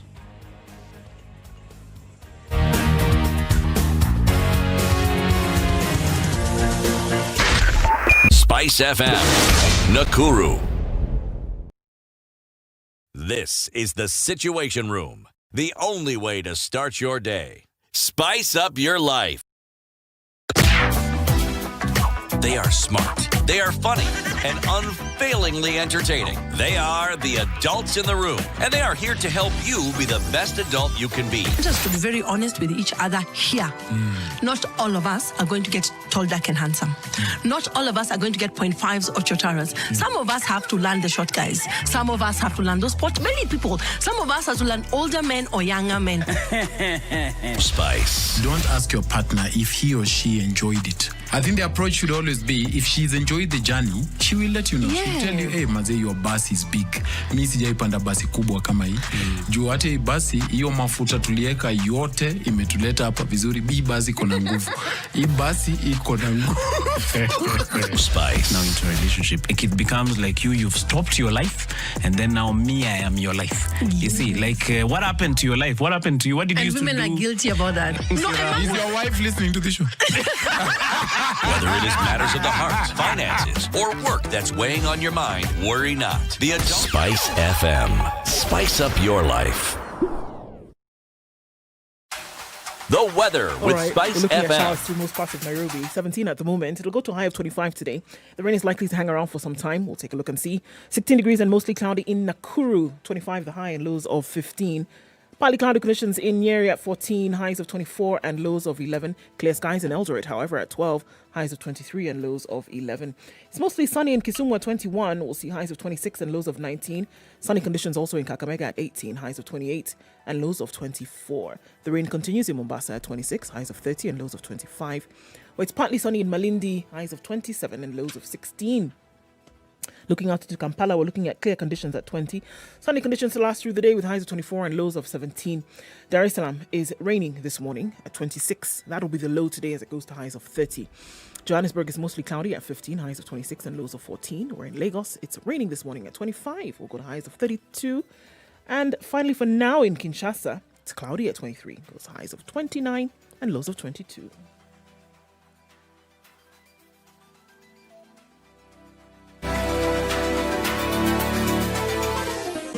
Chilled Spice. Okay, folks, so there was that nasty accident on Thika Road today. It's causing some serious traffic as a result of that into the city. So we're looking at right around the Utali Drift. It was a bad one. Several vehicles involved in this, and that is making things quite terrible. It was fatal and it was major. Quite a number of people, unfortunately, lost their lives in this one this morning. The roads are still slippery, guys, so please be very, very careful. And this is what has caused this accident this morning. All right, that's what everybody's looking at. Security forces actually... And then emergency services also en route trying to sort that out. But the jam this morning on Thika Road will be epic. Looking at Mombasa Road, it's also building up right around the SGR. It's moving then through to General Motors, out then towards the Nyeri Stadium roundabouts. We're then going to look at traffic on the Uhuru Highway, then through to Westlands. Dipping into the CBD will not be too difficult from there. It's looking good from Malangata Road as well as is from Gong Road as you approach then the City Mortuary roundabout. That's what we're looking at this morning. Let us know what you see if you get stuck somewhere or you find an alternate route. Or if you're stuck on Thika Road, let us know that as well. Spice FMKE on Twitter or text on 40127.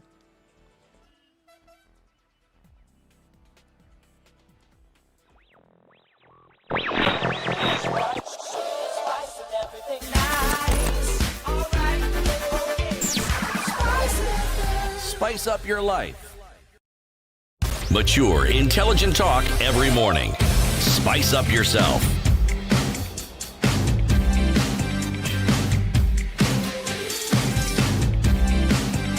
Mornings done right.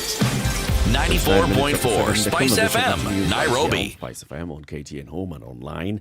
In the room this and every weekday morning, 6 a.m. to 10 a.m. is Eric Latif, C.T. Muga, and Ndu Oko. Just listening to what Stu was saying, the players in the industry, just like in all other sectors, you just have only one way to look at things, and that is with positivity in mind. All right, we have got to do what the best we can to make sure that we revive our business, that we get out of this, that we stay afloat, that we have a business to run. By the time we get to a point where we can say that business has come back to normal. So that is positivity. But they're still taking very many hits. You can imagine now having to invest during that period when you had completely shut down, and for you to reopen, you have to invest 500,000 shillings. Right. Of which you didn't do anything necessarily to invite this, right? Yes. But you had to, if you want to keep afloat, if you want to keep your business running, you have to spend the money in order to bring people back in. And then you have to continuously keep investing in this because staff have to be tested every 2 weeks to have the COVID-19 negative certification. You still have to look at how to replenish all these things that you've put in place. It's You know, even when business was good and there was no COVID, one of the things that constantly had to be done in this industry, you needed to keep sprucing up your product. Every so often, you would spruce it up, make it look good. Yeah. So the issue of planning and future planning and just keeping up with what everybody else is doing, if you hope to keep attracting the clients, was always there. Yeah. But I think COVID has never, or the equivalent in terms of the vast economic devastation that's presented, has never been witnessed or experienced before. So even as we talk about these things, I don't think it is possible for somebody to have even planned for it. You couldn't have planned for COVID. Sure. I think, though, every cloud has a silver lining. At the risk of waxing lyrical this morning, I think every cloud has a silver lining, and I think it's presenting an opportunity again to see what a great resource that you have here amongst Kenyans. To say that, yeah, there would be Kenyans, even if you have a sharp divide across social classes, I think there's a number of Kenyans who wouldn't mind spending that amount of money to be in a hotel for the weekend with their families or their significant other, whatever. I think there are people who are ready to spend that money. Just the opportunity has not been presented to them in a manner that they can take it up. And I think that Kenyans would be critical in helping to save this industry if it's looked at with all seriousness. I do think so. I remember the time after 2007 when foreign tourists did not come to Kenya, and this same industry rallied to get locals to actually. You would get, for instance, partnerships, say within Kenya Airways and some hotels. You would find the advert. You read it and you don't think it is true. Just the amounts being quoted, and when you talk to probably a travel agent, you realize it's actually true.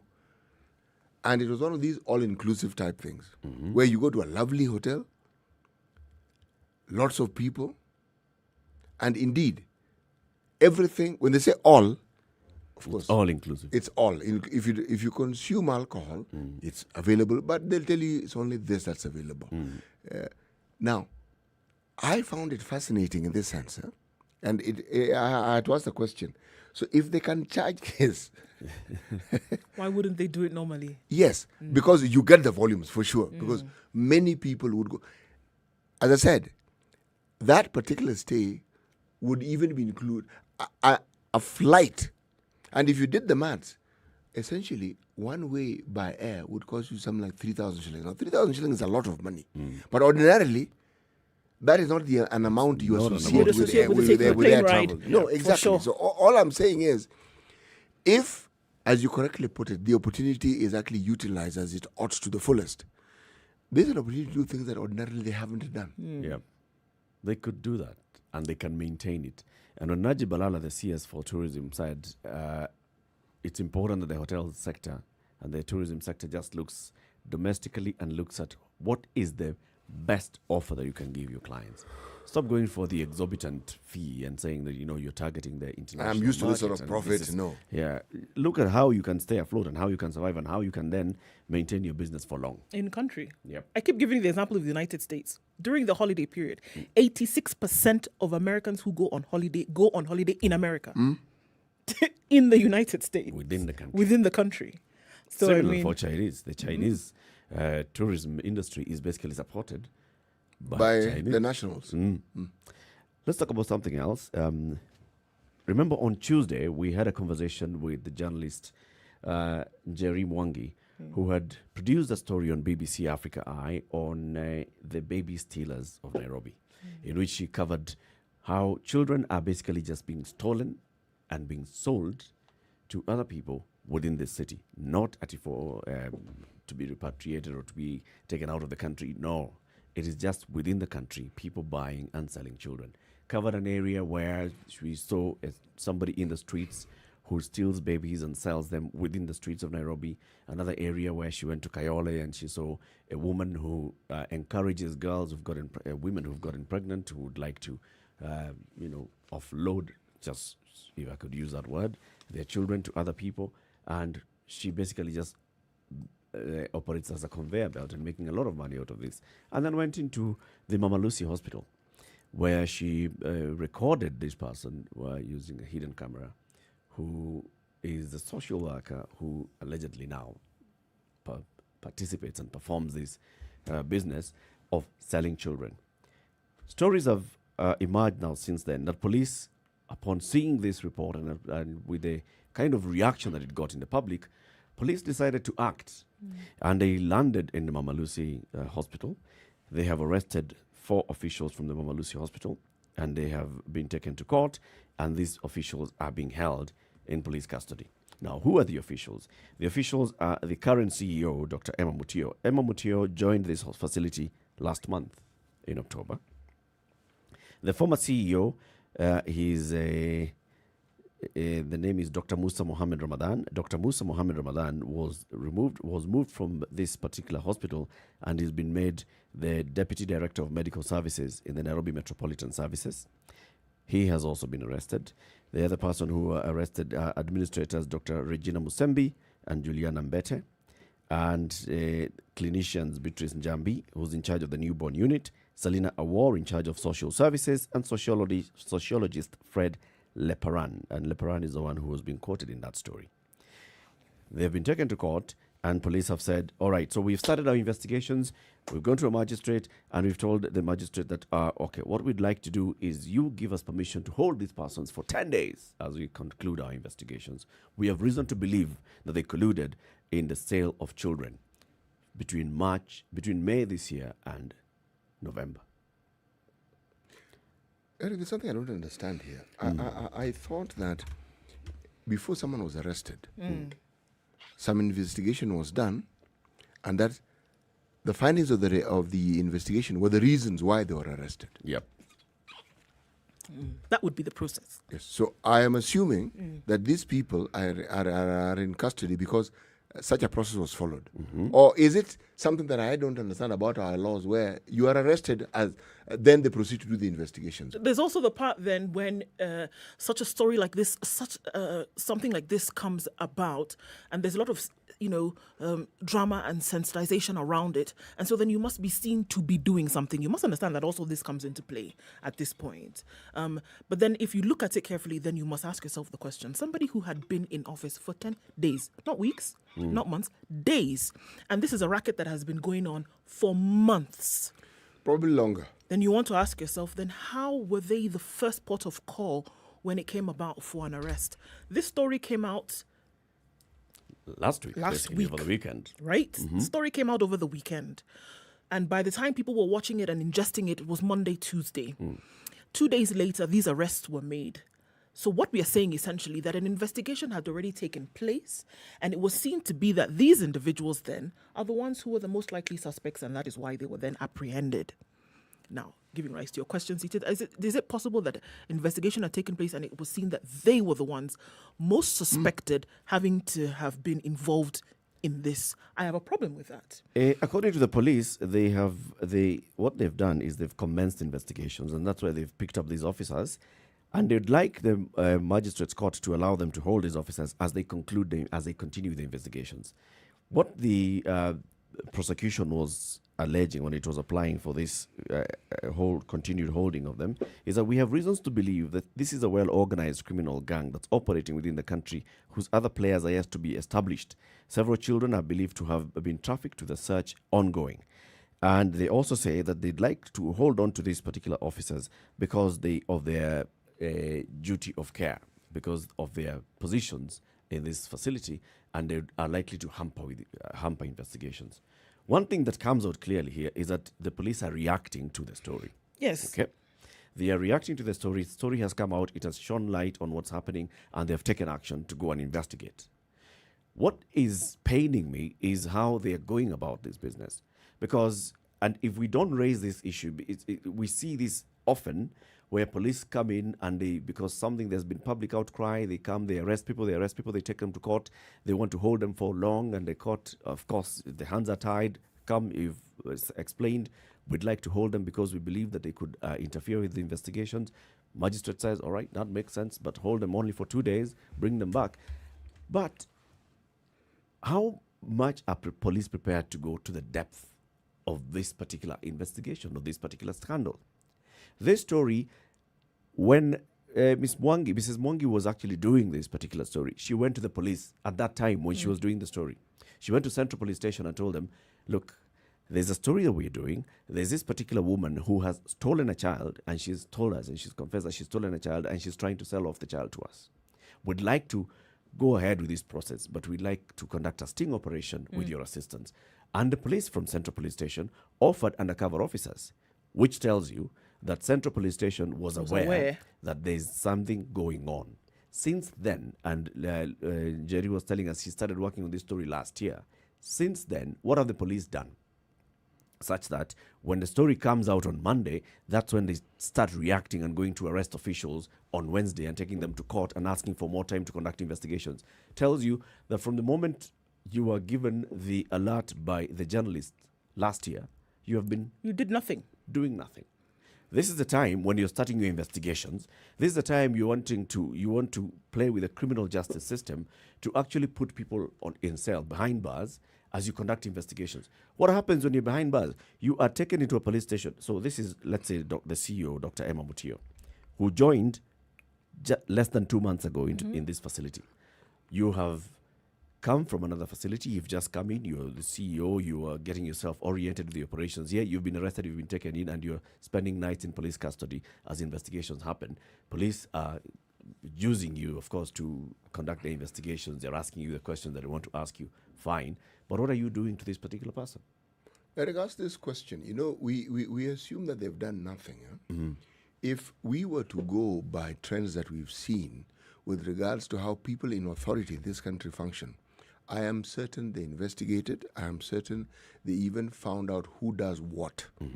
This isn't a criminal offense unless it is a criminal offense. What do I mean by this? It's a criminal offense, but in reality, it's an enterprise that makes money. Yeah. So what you want to do is to plug yourself into that system to see what you can make out of it. Is there harm being done? Possibly. Are people dying? Possibly. Are people complaining? Possibly. But are people aggrieved that they pay for children they don't get? Not really. They actually get children they pay for. Now, I am painting this picture to show that whenever you hear of an issue, it isn't often that it will be dealt with as the criminal offense that is being presented. No, it is presented as something that money can be made from. Forget the painful and horrible details of people trading in human beings. No. It is a business. At the heart of it, there is money. So you plug yourself in and you say, if you want this thing to go away. If you don't want me to arrest you because I know exactly what you guys are doing, this is what you're going to do. Now, would you, if this scenario was actually correct, would you arrest the people you're doing business with, or would you arrest that innocent bystander who just happens to be in that place at that time? And well, because of the position of authority, you should have known. Because for crying out loud, the business must continue, right? And let's not be confused that because this is now out in the open and that people now know that it has stopped. Let's not assume that it has all come to an absolute halt because now people are talking about it. Yeah. And I'd be hard pressed. You would be hard pressed to convince me, just like CT is saying, that police security agencies had no idea about this racket that was going on. That it had never been reported to them by anybody. Or that even before Jerry went to the police station to tell them that we wanted to do this, that they did not know that this was happening. Absolutely. I don't know what you would have to do. I don't know what you would have to say to convince me otherwise. That by the time the information was reaching them, the information had already reached them, that they know what is going on. They're aware of the people, that if they were to walk into those areas, what do you call them, nungus? If they were to walk into those areas, they will be able to pinpoint that this was the individual or this is the individual that is involved in this. Things are already at that point where you already know that the police are part of this story, or you can assume that they are. Yep. So all this drama with NMS officials being arrested, with people who've not even grown a hair on their chest in terms of the office work being arrested, I have a big problem with that. And I do agree that these arrests that we are seeing and all this hullabaloo and drama of going to court is reactionary because everybody else is making noise about it. So it points to one arm of the investigations, but then it also wants you to point and look and ask yourself, the police are not just there to arrest people and investigate. They're also there to protect. Yep. So what work is being done when it comes to the protection of vulnerable children, for example? So it's not just about come and report that there's a woman who is selling children, but really what are you doing to make sure that children are being protected? Yep. That's a question that needs to be asked. Because if that's not happening, and these are just some of the cases, you have no idea how many more are happening behind the scenes. How much money is being passed about.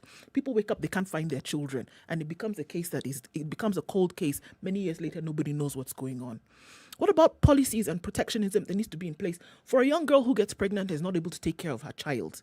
What happens to those children? They're being sold. Can you imagine? You know, to understand this, I have to take this view that one of the ways in which the police force get information is not necessarily by investigation, but through informants. For sure. And it's intelligence gathering. Yes. Now, intelligence gathering, a good number of people who qualify to be informants are also criminals. So, if you take this view, is it really possible that such a thing has been happening in this country and the police don't know? They know. We have very well-trained police officers. We train them well. They know what to do. They are really good at what they do. Now, they probably don't have an opportunity to complain about the inability to carry out duties as they'd like to the way the doctors do, just because of the nature of their job. Yep. But again, they themselves are not always facilitated to be able to do what they are supposed to do. Number one. Number two, even when they do, we've had a culture for the longest time in this country where if you pursue a course of action that is within the law, but it rubs someone senior to you the wrong way, there's a likelihood you will find yourself transferred to a place that nobody really wants to go to. Yep. Okay? So, when you combine this thing and you look at the apathy with which we sometimes complain the police handle matters, you have to ask what led to this state. Now, the reality is, there is a way in which our security forces think. There's a way in which they will understand issues. And it isn't the way we expect them to understand it. They will deal with an issue, but not quite the same. Now, if an issue has been raised, what do? Look for high-profile individuals and activate an activity that will show you have taken action. That you're taking action. Even if it's just whitewashing, but it'll show that you have taken action. Whereas the business arm of this particular enterprise It's still running. It's still running. Nicely. Those who actually do this business. For example, where's the other woman from Kayole? Where is this other woman from the streets? Those who actually do the business, The ones who are receiving the money and passing the children off. those ones are still operating. That's what I'm telling you. Who you've gone for? If you've gone for the director of NMS, you've gone for the CEO, the newly appointed CEO of the facility, and you've said these are the ones. Big name, big title, take them in. And tutawapeleka kotini. We cannot allow this to happen. We see this all the time with police officers. Something happens, there's someone who has died, and they suspect that this person was killed by Eric. We are looking for Eric. We're going to take Eric to court tomorrow and charge him with murder. They take Eric to court and they say, now we want to start investigating this case, and so we'd like to hold on to Eric for a while. What nonsense is that? This is police basically abusing the criminal justice system, and in that, they end up violating people's liberties and civil liberties and people's rights. They do. Because when you arrest somebody and just because you've started an investigation, I have reason to believe that maybe you are involved, therefore I arrest you. I have reason to believe that maybe I could charge you, therefore I want to detain you for 21 days. I have reason to believe that in the end, 40 days later, they say, we didn't have any case against this person, so we have released them. So what have you done? What have you done to Their that person? image and reputation has already been stained and tainted, and it's going to remain that way for as long as they remain in that particular position. Even more significantly, these people who head hospitals, like the doctors, don't run it. The actual running of it, or the running of the departments. No. Believe me, even if that doctor isn't there, that hospital will run. How does somebody who's 10 days old in a job interfere with the process they probably don't even understand? You'd need a minimum of a month to even figure out what happens What in that is hospital, going on? in that hospital. So how would they know? Now, if And if you'd like them not to have access to the hospital, it's very simple. Just apply and say, Magistrate, we'd like this person not to have access to the hospital. Order them to stay at home. They can stay at home. yes, Why must they spend nights in police cell so that you are guaranteed that they have no access to this no, facility? that is nonsensical, because they could have written statements and you would have said, look, for X number of days, you cannot. For the next month, you cannot go to, as you say correctly, that could have been done. Yeah. How exactly is this whole process being assisted by these people staying in jail? Is there anything that we can say they did? Is there anything that points to them having done something? That's what we want to establish by Yes. keeping them in jail. How? Going to establish that by keeping Warped jail. logic. No. I have, when you look at things like community policing, essentially what's supposed to happen here is that the members of the community then would assist the police for when they saw things going wrong, right? So something like this would be a classic example of how the community would then help the police. You see somebody with a child, they're behaving in a manner that would suggest there's something iffy going on there. They wouldn't behave the way a father or a mother would with their child, and so then you go and report that to the police. But in this case, it seems a bit scary that the community would actually be involved in a process whereby the assumption is that the police themselves are also involved in that. A couple of weeks ago, we saw a video that went viral coming out of the UK where a young woman saw a child being walked away by a gentleman, and she went to the point of calling him out, and it turned out that he had actually assaulted this girl and was kidnapping her. Now, can you see that playing out in this situation where the police are also part of the racket, right, that is stealing these children? So then you go and complain, and then you say, this and this is happening. I saw this woman behaving in a manner to suggest that things weren't quite right. They tell you, and come they'll tomorrow tell and you record a come statement. tomorrow and write a statement. Meanwhile, it could be Maybe that gone. that child is gone. Yep. 300,000 shillings down the drain, gone, and then you come and write a statement. Futility. I think What are we talking about when it comes to protectionism? What are we talking about? What are we talking about? We should be getting like a report from the police who tell us when Nyeri Mwangi came to us at Central Police Station and when she was conducting this story. Yes, we assisted her by assigning officers to be undercover as she tried to rescue this child. Unfortunately, we did not succeed because we found out that the woman had sold the child to a higher bidder. But after Nyeri moved on and went on to investigate other aspects of our story, this is what the police did. We found out, we arrested this woman, we broke that racket, and we took them to court. Is there a case like that that's pending in court right now? Aye. What did the police do since then, since that information was brought to them? Right now, this is all reactionary to appear like they've done something, and then after a couple of weeks, they move on into something else. And the racket continues. And the racket continues. And the officers here, this person who's supposed to be serving the entire Nairobi Metropolitan Service as the Deputy Director of Health is not working. This person who's supposed to be overseeing operations at the Mama Lucy Hospital is not working. These other officers who are in charge of nursing and all in the hospital are not working, and we do not know what's happening. How does that affect the running the operations of the hospital? How does that affect the operations of those who are in this business of selling children? Those have been allowed to continue operating. You know, the representation is everything here. I make statements and say Kenyans do this. The bulk of Kenyans are innocent. They just go about their business. They are honest, hardworking people. But they are very well represented by people who are determined to do wrong. Same with the police force. They are police men and women who actually just do what they are employed to do, and they do it well. Yeah. But then you will find cases of this unscrupulous variety who are determined that the very law they are supposed to protect, they must subvert. And it's like they look for any untoward activity that may put money in their pockets. That's what they align themselves to. I was told an interesting story once by a friend of mine who actually was hit. He had stopped because there was a zebra crossing and somebody came and clobbered his car from behind properly, rammed into it. Pictures were taken, go to the police station. What then emerged was that he had reversed into this person.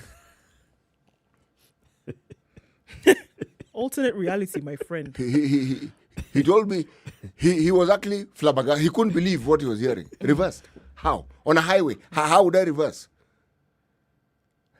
Now, I'm giving this as an example of how justice can be subverted and how something before your very eyes, this thing which you thought was clear and obvious, is turned around and it suddenly becomes definitely not obvious. It would be clear and obvious that there would be, again, I'm going to push on this one. I mean, on to the point of annoyance. It would be clear and obvious that when you hear something like this, it's clear who it is. It's in the open who it is that is doing this. Why would you not then go and apprehend those? You even know their names. Because when the business was going on, they didn't give you a fake name, right? Because they thought they were going to make a quick buck. They gave you their real names. You know who they are. You know where they are. You know where they operate. Goes to show you that in terms of security and protection, they take it about as seriously as a spilled ice cream on the street. It's going to melt. It's going to disappear. Who cares? Yeah, I mean, it's just something small. Let's take a break on KTN Home at 4 minutes to 8 o'clock. These conversations continue in the next hour. You'll be with us on KTN Home until 9 o'clock. But it's time for you to take a break. But the conversation continues on Spice FM. This is the Situation Room, the only way to start your day. Spice up your life. 87.9 Spice FM, Mombasa. You know, this is just one case, and there are very many cases like this where people are languishing in police cells or even in remand prison because they were arrested hurriedly by investigations that are half-baked investigations, arrested and taken to court, and then the prosecutor asked court to be allowed to hold this person for a while longer. People then get into the system, they get forgotten in the system. When you talk about the Black Lives Matter movement, it was about the same kind of things. You get into a system and you're chewed into the system, you're forgotten. Wheels just continue turning. As this person who arrested you moves on to something else. They forgot about They it. ticked a box. There was this case, I was assigned the case, and this is the action I took. I arrested the person, I took them to court. Now it's outside my hands. I mean, it's a court process that's slow. I mean, I did my job. That person is basically suffering. Eric, do you want to hear something really bizarre? I was talking to someone I know. He happened to have been one of the people who was detained in the days when we used to detain people. He said, you would think that when someone was incarcerated for a long time, that they were there because that was the length of time that you're supposed to be. He said he discovered that sometimes they actually forgot you were there. The idea was just to keep you there so that you can behave. To remove you from... Yeah, and so that you can behave. But they forget. They remember, wait, that guy. When someone complains and says, oh, you mean to tell me that person's still in detention? Now, when you have... I know when I first heard that, I said, what? They forgot that you are there. They as you say, they moved along, they moved on, and they had more important things to do. So we seem to move along when it comes to justice, and we moved along really swiftly. So justice doesn't seem to be the agenda anymore. It doesn't seem to be doing what is right. As far as those officers are concerned, No. they've served justice. Yes, they have. They arrested you. Finish. That's it. Si mtu alishikwa, afande huyu mtu alishikwa, alipelekwa kotini. We are doing something. I mean, we arrested the person, we took them to court. Leave alone, that doesn't stop the action what that are you brought them asking? there in the first place. That's not their problem. You're asking complicated questions. Because somebody was arrested, does that mean Do you actually that have this child evidence that this racketing person was the one syndicate involved? has stopped? Yeah. Don't ask hard questions. Somebody was arrested, taken to court, done. Next. When you come to follow up as BBC, you'll be told, yeah, we took action. In fact, iko kwa magazeti. Hata hujaona gazeti? Iko kwa magazeti kila mahali. You are arrested, bwana. Hiyo kesi tumemalizana nayo. You wait and now let's wait and see. Unajua hiyo ni mambo ya jaji. Kama jaji atawafunga ni sawa. Asipowafunga sasa, now this is where we complain as officers. What are we supposed to do? Sisi tumefanya kazi yetu. That is the excuse we'll be given. Very unfortunate, and we need to call out on the police and other players in the system to do the right thing when they're supposed to work. This is a Situation Room, Kenya's biggest conversation. Coming up to 8 o'clock, we'll still be live on KTN Home. In the next hour, let's cross over to Uganda and see what's happening. There's an election coming up. We're in campaign season, and there's some disagreements between citizens and the law enforcement officers, which has led to a number of deaths. Good morning, it's 8 o'clock.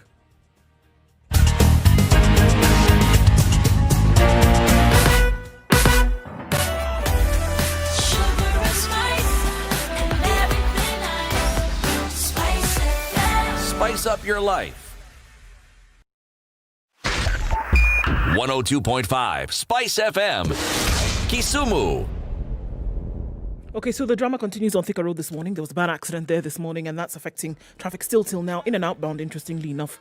The service lanes can be used but very, very slowly. They're not moving as fast as you'd like them to, and the major highways where we have most of the issues this morning. It's chaos, guys, and we know that right around Utali was where there was this multiple vehicle accident. It was not good at all, and quite a fatal one. So if you're headed in that direction, that's what lies ahead. Mombasa Road moving slowly outbound, understanding that it's still slippery in very many cases. The rain continues to come down, a bit of a drizzle, but we know that that stops things from moving, right? Getting into Westlands or getting out of Westlands also not so bad this morning. As you get to the University Way roundabout, should be all right there. Outbound, the city is not too bad today. It being a Friday, we know that it's likely to pile up. We'll give you details of that as we go along, but for now, it's not looking so bad. Let us know where you might be stuck. Somebody might have an alternate route. Talk to us on Spice FMKE on Twitter or 40127 via text.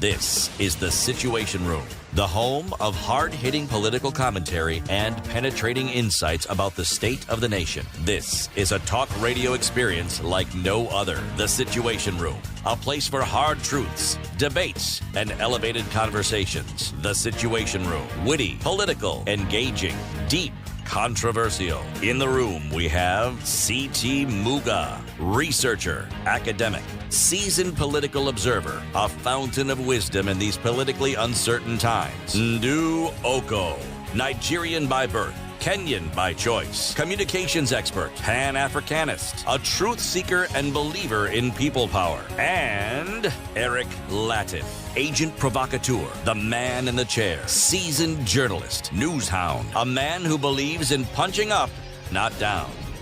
This is The Situation Room, the only way to start your day. 2.5 minutes after 8, this is Kenya's biggest conversation, The Situation Room. We're glad that you're still with us on Spice FM, on KTN Home, and online. As we begin this new hour, CT, what is today's proverb? No matter how big a child is, they cannot deny that they were once carried on the back of a woman. No matter. Even if you are who? Or what? Even if who you are. Even if you are what who. It doesn't really matter. At some point, you're carried on the back of a woman. Yes. Kweli kabisa. Let's cross over into Uganda. Ndu, what's the latest? Okay, so let's see what's happening. We see a recent spate of drama that has taken place around Uganda. And we know that what happened on Wednesday was that Bobby Wine, whose real name is Robert Kyagulanyi, was arrested for flouting COVID restrictions. This was the reason that was given for his arrest. Many people, of course, then saw that this was just the top layer reason that was given. And the real reason was that anywhere that he had an opportunity to speak to members of the public in Uganda, he would be arrested, or that he would be disallowed from doing this, as has been the case in the past. He's one of the 11 candidates that's challenging President Yoweri Museveni. Museveni has been in power since 1986, as we all know, and now Bobby Wine is said to be his main challenger when it comes to the representation of the youth agenda in the country, that people see him as the one who's going to come out and bring out the youth interest, talking about social impact and looking at change in the country over the last 35 years that they've been looking for it, and he essentially is the Messiah, quote unquote. Now, when he was arrested on Wednesday, there was a ballooning of protests around Kampala. Demonstrators came out and they were saying, look, this cannot continue to be the case. And they said, this time we're not letting down. We will not allow this to happen, whereby somebody cannot come out and challenge the presidency. Somebody cannot come out and say that they would be an option to lead the country. So he was arrested and the protests came out. Unfortunately, as a result of these protests over the last couple of days, people have died. 16 people are said to have died. 65 people are said to have been injured. 350 people are said to have been arrested out of the last 3 days of this, Wednesday, Thursday, and now today would be the third day. So that's what's going on now. Because of his arrest, protests happened around Uganda, specifically in Kampala. And then, unfortunately, from these protests, people died. It's said again that he was arrested because he flouted COVID restrictions, being out at a certain time past the allowed time hour. But again, many people are seeing this as yet another opportunity to muzzle the opposition from President Museveni. 2 years ago, there was an issue again in the same Uganda, and police had arrested Bobi Wine. In fact, there were demonstrations even in Nairobi with protesters calling and demanding the release of Bobi Wine because there had been arrests. Bobi Wine's driver had been shot dead, and this was happening in that country. Why is it that would get to this point? I mean, what is the government's explanation for what is happening? Does the government really need to explain? I mean, that's the question I would ask. Yeah, I think the question I'm asking is, what's the government's statement on this? Do they feel they need to make a statement? You see, ask yourself if this is the first time this has happened, and ask yourself how often it has happened if it has. It has happened often. Now, why would a question be asked now when previously it has not been asked? But look at some of the things that he was accused of last year. Because this is not, like you said, this is not the first time that he has been arrested. He's been arrested several times for several things that when it came to your ears, you might want to ask your question, why was this? Last year, he was arrested for intending to alarm, annoy, or ridicule the president, right? Even now, as we speak, he has been arrested. He has not been charged for this. And this is the main issue that protesters are having. You've arrested him. You've not charged him. What is it that you're bringing against him? You've arrested him for trying to annoy the president. Okay, he denied those allegations and said that, he pled not guilty when that charge actually came about. So over and over it has been, and coming from the side of the government, why protest is the question that they've been asking. Why can't you do this in a peaceful manner? Why do you have this violence then that you see in the street? Because what it does, and speaking from the side of the government, because the police then do represent the government, what it does is then it now forces us as security agents to act in this manner that unfortunately sees people die. To protect the lives So and essentially properties of it's those your that are not fault. protesting. Essentially, it's your fault. You've actually forced our hand. If you came out peacefully, the result would have been different, which is what they've said most recently. Why do you think that they prefer brute force to perhaps the more measured way of doing things where people sort of like sit over a cup of tea and chat about the way forward? Because it has not worked in the past. I guess it's impunity. It's impunity. You look, social media is awash with clips, photos, and even video clips coming from Uganda on what has happened. One of them was this particular woman is on in a building, not on the ground floor, on some floor in a building. She's filming as the police are, passing by, and one of the police officers just opens fire because cop looks up, cop sees ahead with a camera, appears to be filming, just opens fire. Fortunately, the bullet does not catch anybody, but the woman is still filming and showing the bullet hole and saying, "This, this would have been me. This would have been me." So, what was that woman? How did that woman offend the police officer? So what you're saying is that the security forces here feel that they can exert as much force as they like, and it is okay. Yeah, nothing's going to happen to them. You know what comes to mind when I think about this? I ask the question, is it that those in power feel that they are being threatened, or do they feel that they have an upper hand anyway and they can do exactly what they like? Well, if you listen to what the government spokesman said, so this is a general feeling and around. He said that he believes that the police had responded appropriately. So there's the answer to your question. Was it all right to look up to that building and see this woman who was filming? According to them, every action that the police then brought about over the last couple of days was justified. Right? Appropriate. It was appropriate because the protesters were not seeking a peaceful method to raise and resolve their concerns. They should have used legal means to do this, and they did not do that, and so they forced the hand of the police to behave in the manner in which they did. So if someone dies in the process, it's not a question. It's just like we're talking about in the last 30 minutes. What are you asking? We did our job. Why are you asking further questions? Don't ask part B of the question. We did our job. End of story. You don't want to get into more depth because it's going to bring problems that we're not ready to deal with, excuse me, at this point. So, I mean, what are we looking at here? It is clear to some people's eyes. It's clear to them and in their minds and understanding. You didn't arrest this fellow because he was going against COVID restrictions. You arrested him because you're trying to send a message to him then about his political ambitions for the country. The youth agenda in the country, again, would be seen that it's something that has been largely ignored in Uganda for years. The kind of change that people want to see when it comes to leadership and governance in Uganda has been ignored over and over and over again. And this every opportunity that they get to protest in the manner in which they're protesting today has been muzzled and kept quiet by the police. But at this point, they're saying, it's enough. We don't want this anymore. Let's cross over into Uganda and speak to journalists who are there. These are the hosts of the morning show on Next Radio. And this is Marcus and Caritas. Marcus Kikiriza and Caritas. Good morning, Marcus. Hi. Good morning, guys. How are you doing? Fine, thank you. Good. How are you? Very well, We're Titi. okay. How are you? We are well, thank you. It's good to have this simulcast. We are live on both Spice FM and KTN in Kenya, and also we are live on Next Radio right now in Uganda. Yeah. Yeah, that is very true. Yes.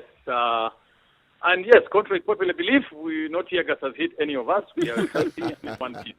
A lot can happen in an East African minute, Marcus. This is true. I know. This is true. So, guys, we have been seeing the clips coming out of Uganda last couple of days, demonstrations, brutal force being used, and seeing the kind of reaction then that comes from the opposition parties and also from the government.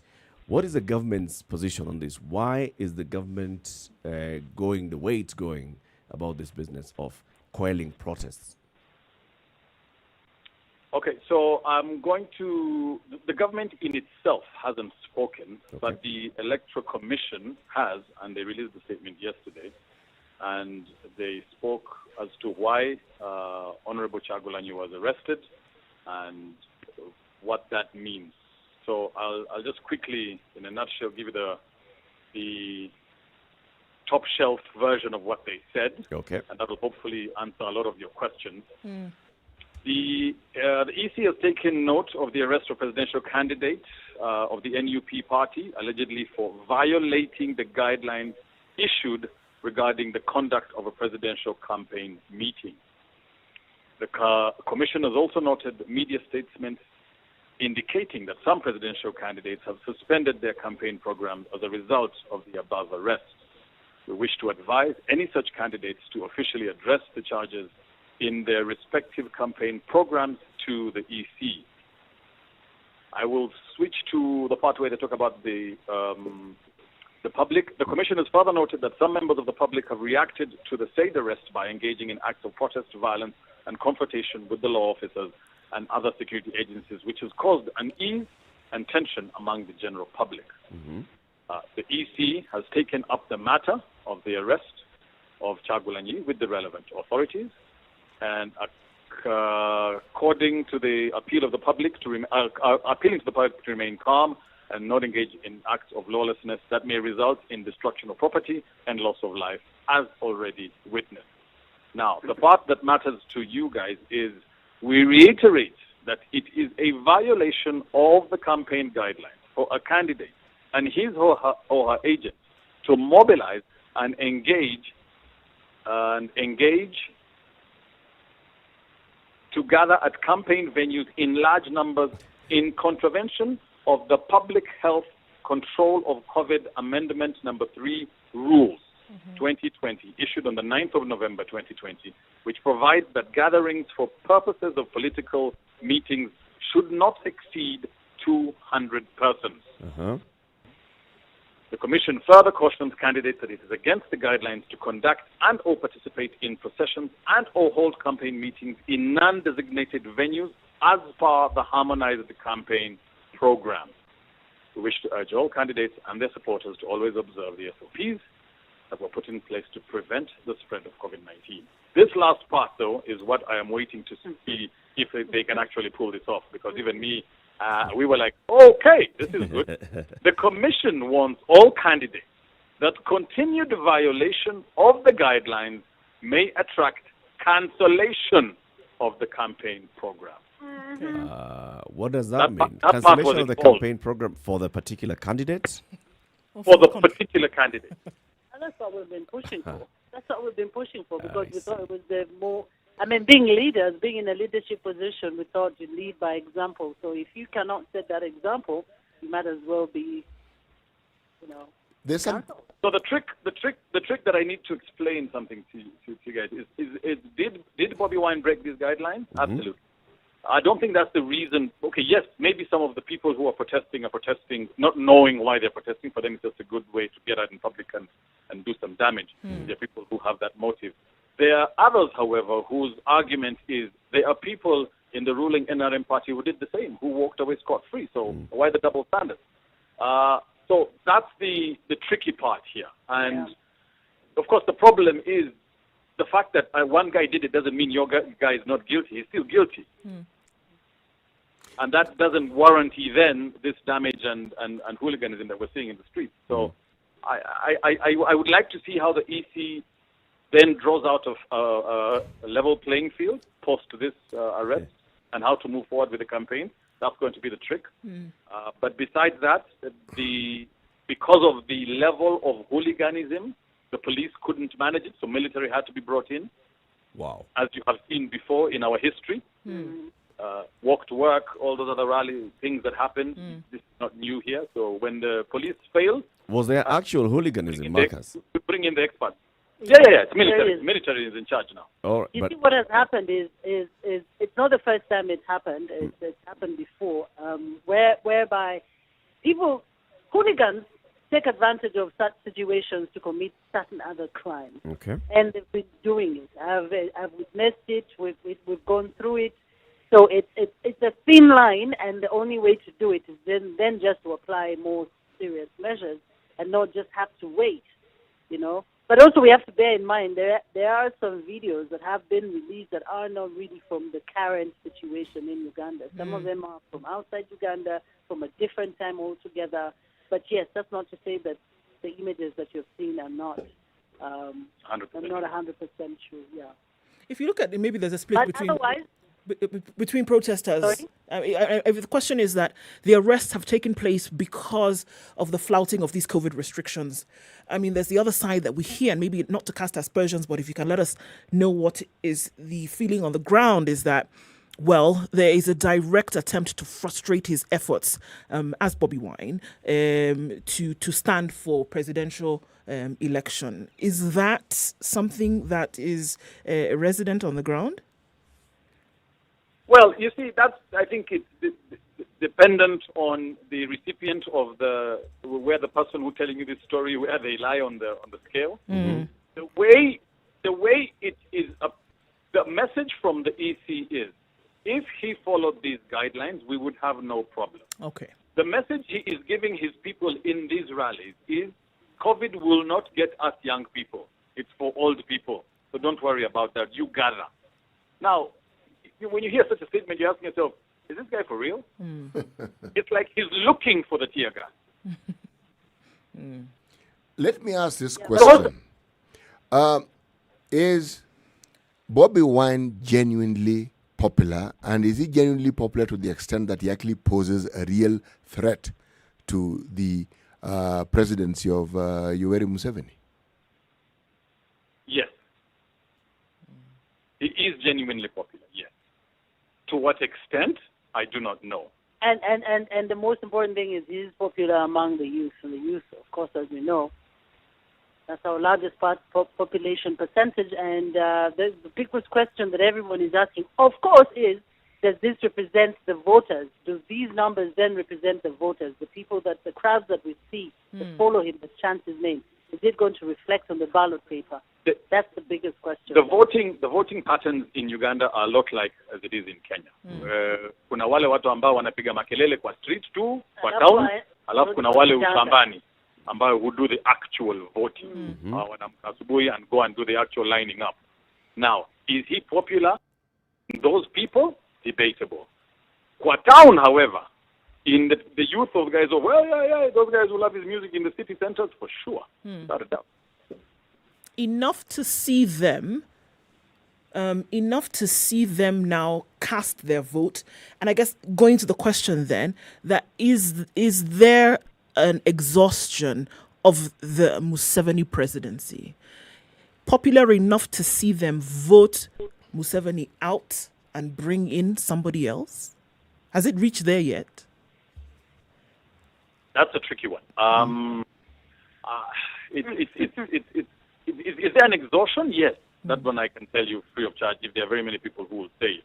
I don't know whether it is enough to give it to Bobby Wine. But for the first time we have two candidates who, not the first time, second time we've had two candidates away from Bobby Wine who actually served with His Excellency Museveni, both in the army and in government, and who are now running against him. And that is General Tumukunde and General Muntu. The question is, why aren't they then, if there's actual exhaustion of Museveni, why aren't they then the alternative, and why aren't they that popular? Okay. One of the things that our Kenyans... Kenyans... Sorry. Please go on. No. Why isn't that the issue then? Because it seems like it's a two-horse race. That's how it seems. But if it was about getting Museveni out and we want the next best candidate, then you would think that there are guys here who have tried and tested who would be able to do the job better. But they are not in the front running, we think, anyway. The question that comes to mind is when you talk of popularity, I would ask this question. The vast majority of voters in Uganda, are they in the rural areas or are they in town? Again, like Kenya, there's the actual voters and there's the kelele makers. And where do you find most of them? In the rural areas? Because the question I'm actually going to ask is, where is Bobby Wine most popular? Because if the vast majority of your voters is in the rural areas and he's popular in town, then his popularity is a town popularity. And so the real threat would be his presence in the media and not with the actual numbers when it comes to voting. And this is what, like I said, the voters, the people who actually vote, and everybody knows this, the people who actually wake up and line are Ushambani, down there deep in the villages. Has he reached there yet to make an impact? I don't know. I do know, though, that in the towns, he is popular. Kampala, for sure, will probably win a landslide. But Kampala is, again, all of 2%. This election is going to take place in January, on the 14th. We are now on the 20th of November, and we're already seeing the kind of violence and protests and hard military action on the streets. What do you expect to see when you go into December and into early January? The Electoral Commission has its work cut out for them, that's for sure. And we were discussing this yesterday, actually, with Caritas, and we were wondering if this keeps going at this rate, should we postpone these elections? Because I don't see Bobby Wine telling his people to not gather. I don't see that happening. What's that then going to do? Are they going to keep a regime? Are we going to keep doing this? I don't know. The other presidential candidates seem to be managing their numbers so far. I don't know whether it's because they don't have them or they're just actually making an effort not to get the guy. I don't know what the truth is there. But we can only hope. At least for His Excellency, he's doing a good job to make sure, look, I'm not going to call numbers, I'm only meeting elders, and you, that's it. Then we talk, and I did. Then my message is live on radio, live on TV, you follow from there, from wherever you are. Okay. But they do have the other representatives. Yeah, so now the problem is the other representatives within his party who are also flaunting these guidelines, nothing is happening to them. So I think if the EC cracks the whip across the board, maybe he would have no choice but to, follow and get in line, and then maybe we will have a smooth transition going forward. But also the elections that we are on are elections that have come during a period that has not been an easy period across the world.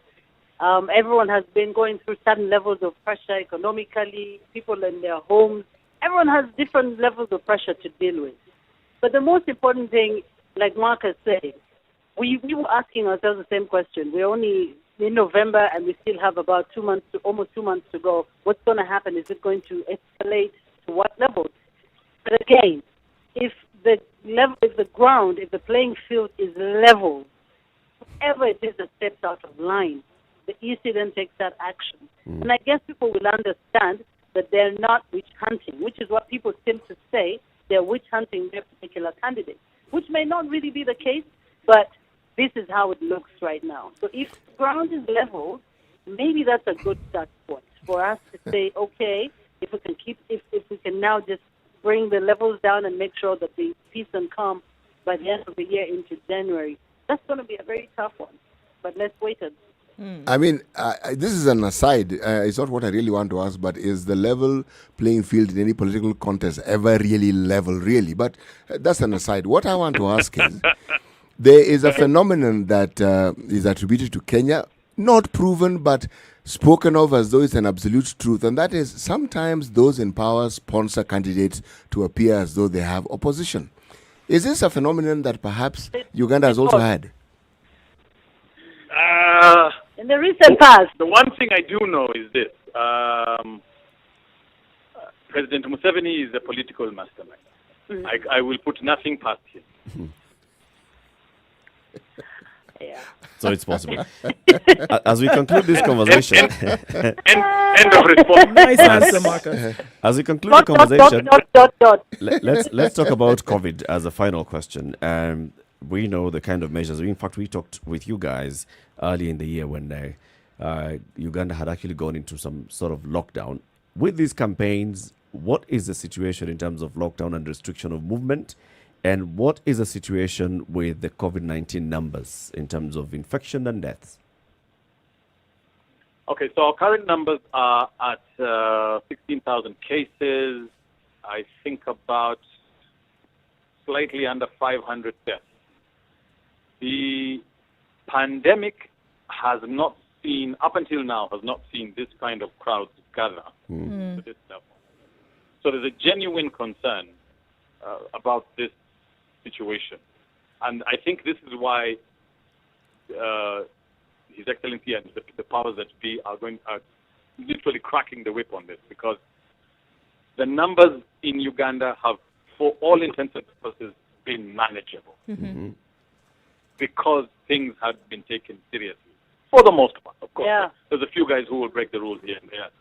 It happens. But for the most part, everybody was kind of conscious. Right. Now, at this point where we're at, where we moved from 70 people can gather to 200.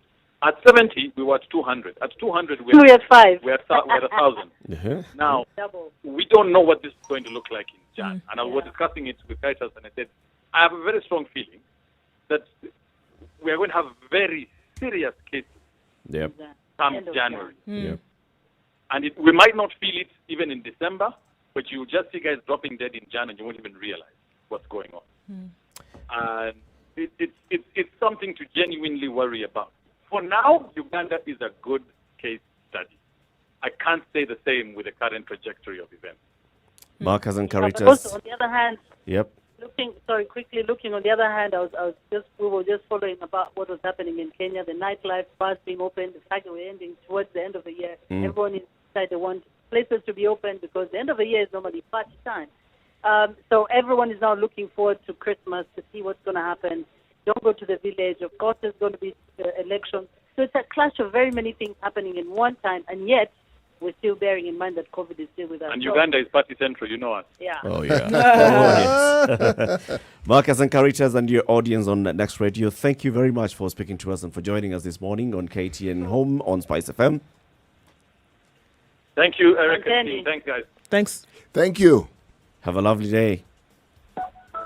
Well, this is Kenya's biggest conversation, the Situation Room on Spice FM on KTN Home. We've been speaking with our colleagues Next Radio Uganda, Marcus and Caritas, the breakfast host there, giving us the lowdown of what's happening, the protests, the election campaigns and all. Time for us to take a break. We'll be back shortly, 29 minutes after 8.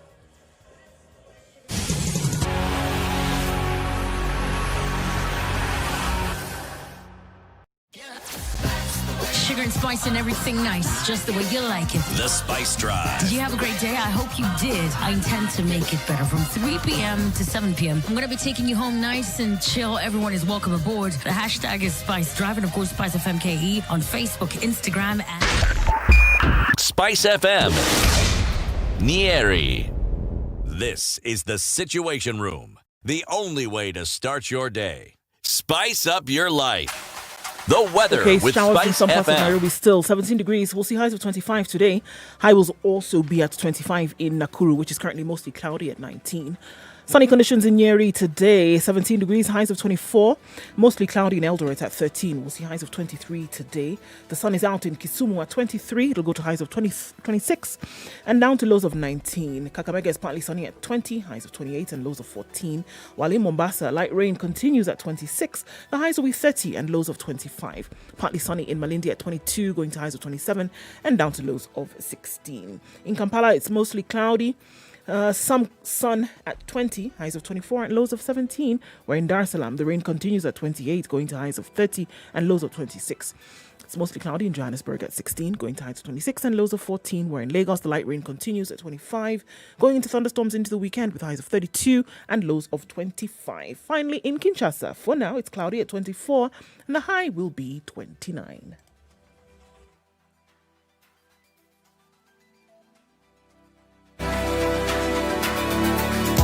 Sugar and spice and everything nice, everything nice. Spice FM. Okay, it's still Thika Road this morning where we're seeing massive traffic because of the accident that took place earlier on this morning. And we know that the accident, most of the vehicles have been cleared, the injured taken to hospital. Unfortunately, those who passed also taken. However, now we are seeing, because of that, there is heightened traffic right around the Utali Drift area. All right, let's look into other parts where on Mombasa Road it's still clogged up as you get then towards General Motors and then after that towards the Nyeri Stadium roundabout. We see normal traffic this morning. It's not too bad today. Interestingly enough, not too crazy on Mombasa Road. Apart from what we normally see. Okay. Other parts of the city also performing very well today. Coming into the CBD then from Westlands, it doesn't look too crazy as Ngong Road and Langata Road as well. Talk to us where you see it. Spice FMKE on Twitter or text on 40127.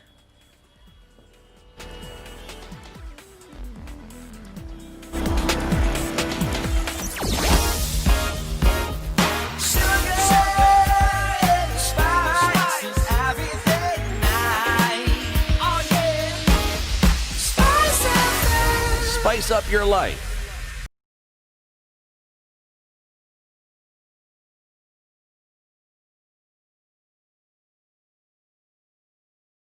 Mature, intelligent talk every morning. Spice up yourself. Okay, 27 minutes to 9 o'clock. This is Kenya's biggest conversation, the Situation Room. In the studio with Eric Latif, Nduoko, and C.T. Muga. We are talking about the situation in Uganda. We've just been speaking with our friends from Next Radio Uganda, Marcus and Caritas. They're telling us, they read for us the statement from the Electoral Commission there, which is saying there are guidelines, and the guidelines restrict people to gather beyond 200 persons. And they say if you gather beyond 200 persons, then you have flouted these guidelines. Everything else that they've talked about. And they've even warned that continued flouting of these guidelines could even lead to you being disbarred or being disqualified from participating in this particular election as a candidate. So let's see, what are people saying online? Well, Nicola says, really waiting for the media in Uganda to tell the truth on the ground about police brutality. And he's saying waiting for that is waiting for donkeys to grow teeth. Yeah. Simtangoja sana. Kwani donkeys don't have teeth? I'm wondering. Oh, what does that mean? Let me read it in Kiswahili. Ni kama kungoja punda imee meno kwa diastema. Oh, I see the gap, the diastema. Okay.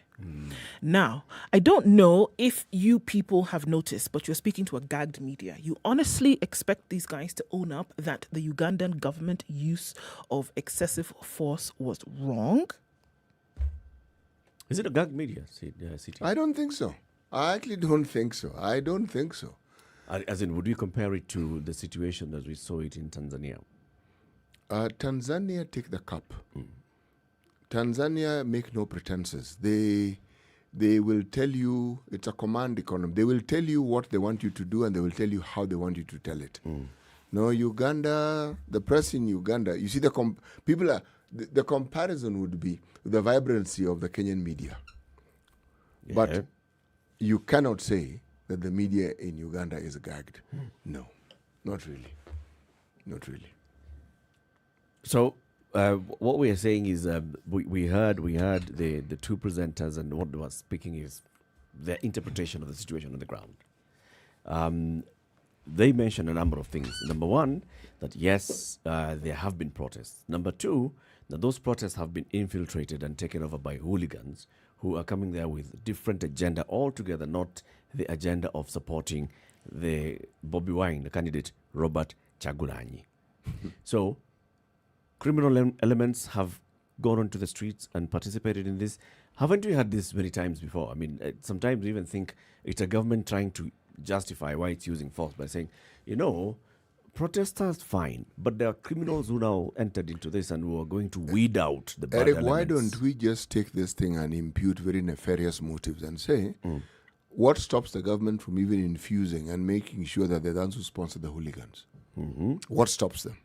I mean, if since you've already determined that this particular government has nothing good that you can say about it, why don't we then just go the full hog and... It wouldn't be the first time. No. We've seen this happen just even recently, whereby now people are talking about issues that happen because you're seeing the use of force, you're seeing the introduction of the army, very similar to what we saw happening in Lagos just a few weeks ago. And already having been said that there was some government-sponsored action when it came to, number one, the military being involved, number two, the actual paying of hooligans to bring them into the situation to make it seem as if the protesters were up to no good. It wouldn't be the first time. It's not even a suggestion. It's a reality that unfortunately, when you're caught with egg on your face, you want to make it seem as if, well, you know what, we were forced into this. There were hooligans involved. We You have saw to what stop happened. this. You saw. People who start torching other people's Yeah, homes. we couldn't allow them to continue in that manner, so we had to stop. Whereas it is actually you who introduced these individuals into the ring. You see, why I asked the question of our colleagues as to whether one Mr. Bobby Wine is genuinely popular to the point of actually being a real threat was this. If someone isn't a real threat, why would you even bother with them to that degree? And remember, this is a COVID period. So if someone is protesting and they're meeting in large groups, somebody would be very justified in saying that you're flaunting the rules. Yeah. Yes. Because you're over 200. Precisely. You would be flaunting the rules. It's not a question of they don't like you. You are flaunting the rules. But again, when you already have a reputation that is attributed to those in government or attributed to the president, then any script that is spoken of will be read with that as a background. That they are known to do this in the past, and so this is what they're going to do. Now, what worries me and what concerns me is the army. This is a civilian protest. Are you telling me that your police force, which is civilian in nature, is so helpless that the army has to be brought in? You've got to understand the relationship between the army, the police, and the government of Uganda. Please Many explain times, to me. Even during COVID-19 enforcement of regulations, the military was deployed. The military was deployed to dish out food. Remember, they were giving out food, That I the social understood. protection program. The military was deployed because, and the argument was that military is going to ensure that people get what they're supposed to get. In an orderly But fashion. it makes perfect sense to me. In an orderly fashion. In an orderly fashion. Now, this particular one as well, the argument is that police seem to have been overrun by these demonstrators and protesters, and that's why we're bringing in people who have a better knowledge and understanding of how to deal with such a situation. Military comes in. When people see the military, they're like, okay, so they brought out the big guns. That's excessive. Let me think twice before I actually participate in this particular demonstration. So there are a serious deterrent. They're a deterrent as well. No, if we go that route, it's a dangerous route. Remember, in a time past, one of the reasons why people feared bringing the army, they would come in and not leave. Military gets on the streets. That's it. Once there's military, because there's so many things that because of the way in which they would have acted in the past. Because I'll tell you for a fact, till now, because we can draw a lot of parallels between what we see happening in Kampala today And and what so- we saw in Nigeria just 2 weeks ago. When the military came, what happened? It was a massacre. They cleared, I think the word that would be used in Kiswahili, which is vamia, they cleared the street. People died. They didn't come back the next day.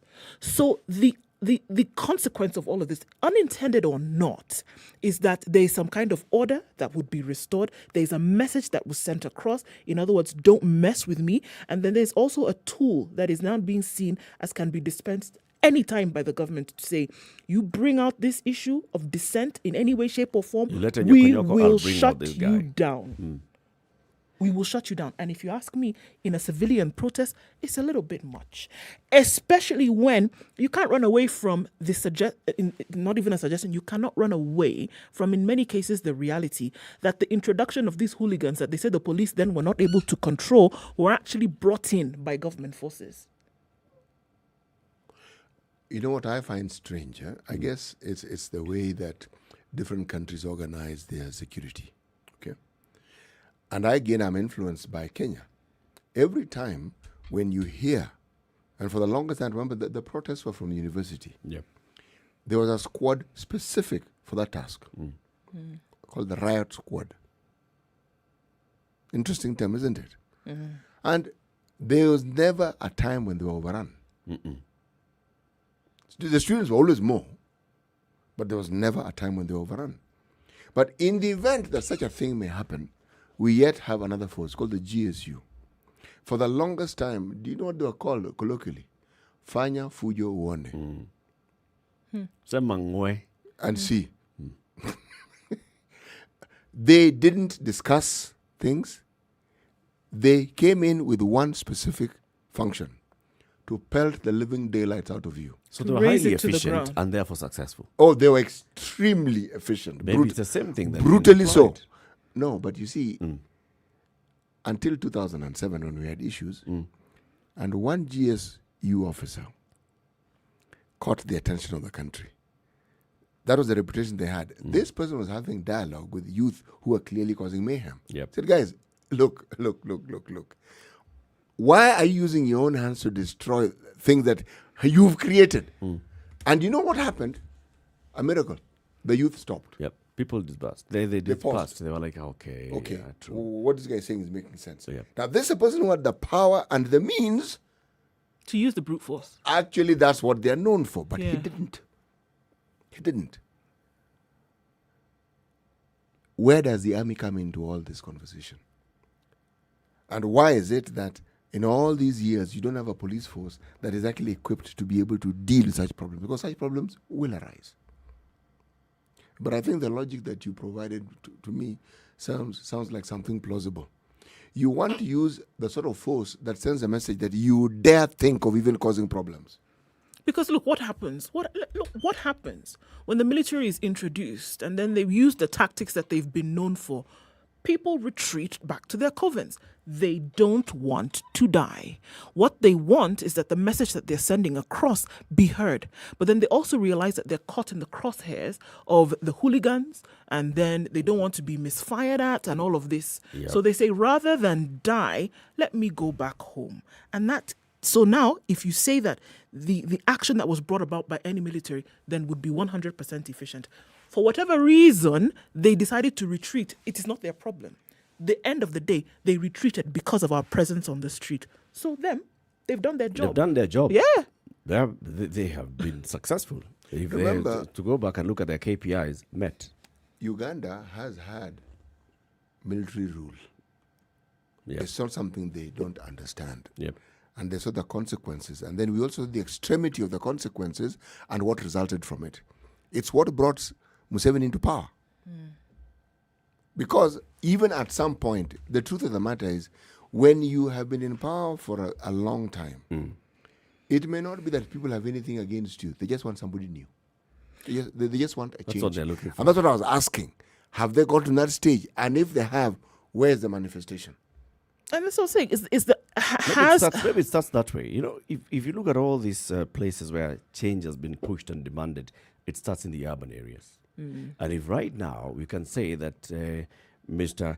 Chagulanyi is enjoying considerable support in the urban areas, that is a conversation about something. Definitely, it's a conversation about change. If you want it to, shows you that the people who are have time and they have greater exposure on how the government is running, the failures and successes of government are more woke, and they're therefore seeing, no, we want to have change, and they want to participate in it.